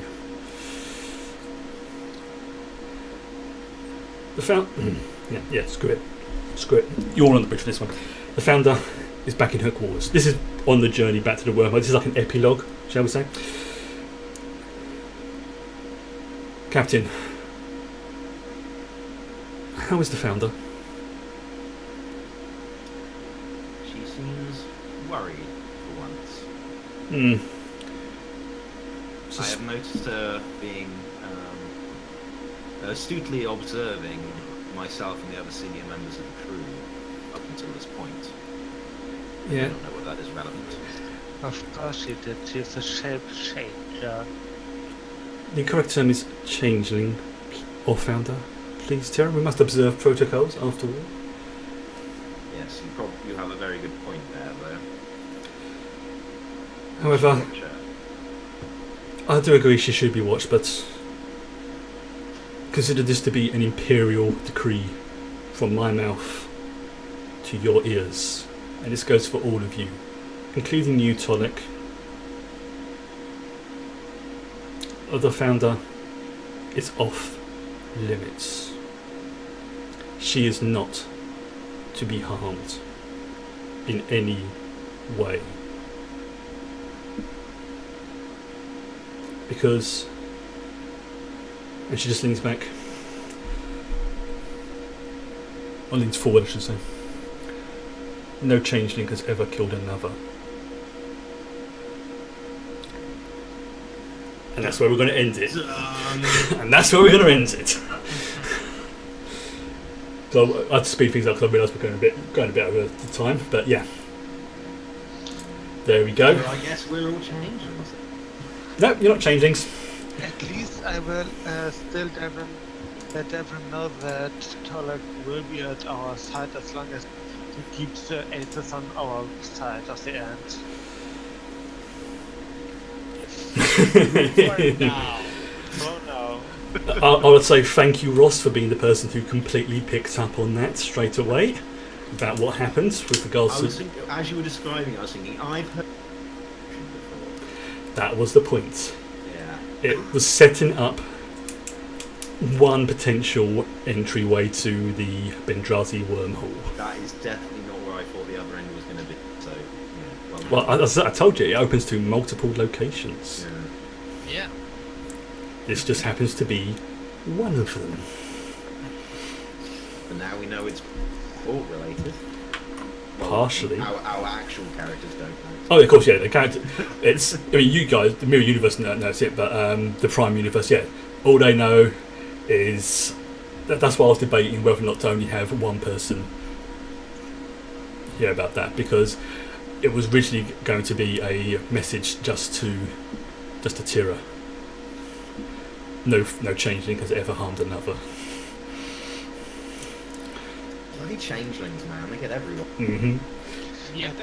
And I want to know which of us three is it? Well, it's her, isn't it? The Empress.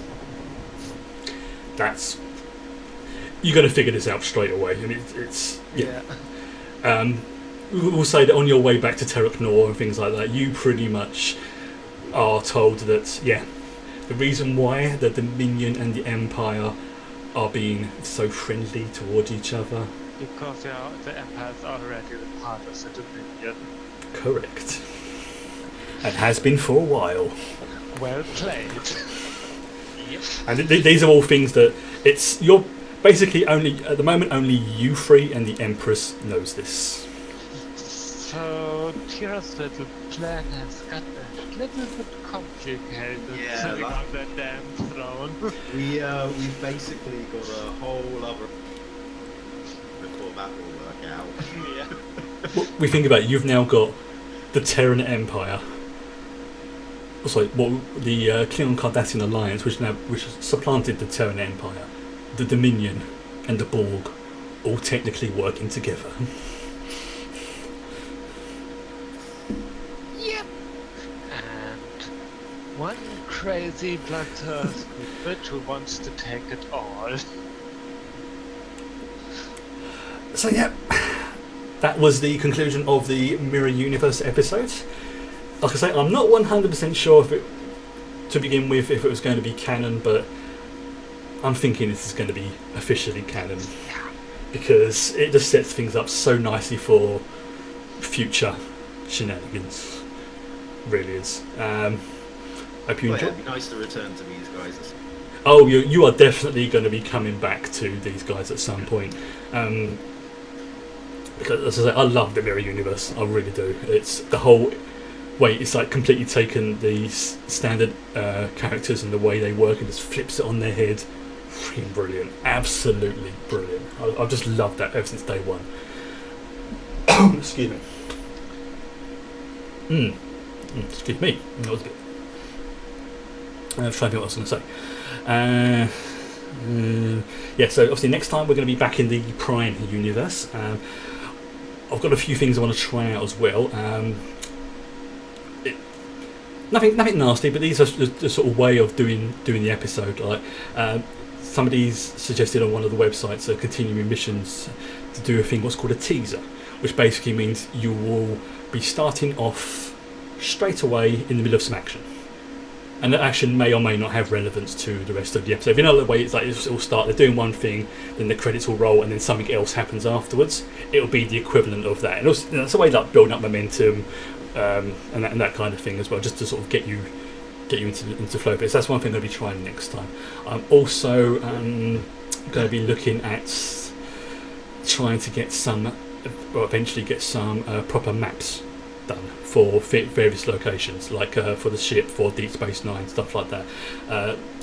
Squidjo from chat sent me a nice little template that I'm going to be using, and to sort of like pace things out for Roll20. So big thank you to them for that one. And try and think what else. Provisionally should be in a couple of weeks. So that's going to be like what I'm sure that's going to be the 9th, I think it is, of June, fingers crossed. Obviously I myself will be doing regular streaming throughout the week, because this is Star Trek related as well. On June the 5th, Star Trek Online is going to be starting a new expansion called Victory is Life, and anybody who knows me knows that I absolutely love Deep Space Nine and the Dominion, and this is going to be a expansion focused on Deep Space Nine, the Gamma Quadrant, and the Dominion. And I'm going to be creating a Jem'Hadar character from scratch, trying out all the new ships, and everything else is going to be fun. So if you want some more Star Trek action, pop along on Tuesday. I think it's going to be in 2 weeks, and I'm going to be playing that all week. Now, if anybody else has got any other announcements they want to make, now's the perfect opportunity. Yeah. Anything you said? No, any? Okay, cool. Let's quit my. Oh, now that message turns up just as the stream's going to end. Derp. So yes, again, I want to thank everybody for joining me today. Again, thanks to the guys in the crew, and thank you all in chat. And live long and prosper. Long live the Empire. Yeah, it's like, do it properly. Long live the Empire. I'm not convinced I care about the Empire. It's like, the Emperor's just like, what was that? So, anyway, goodbye. Right.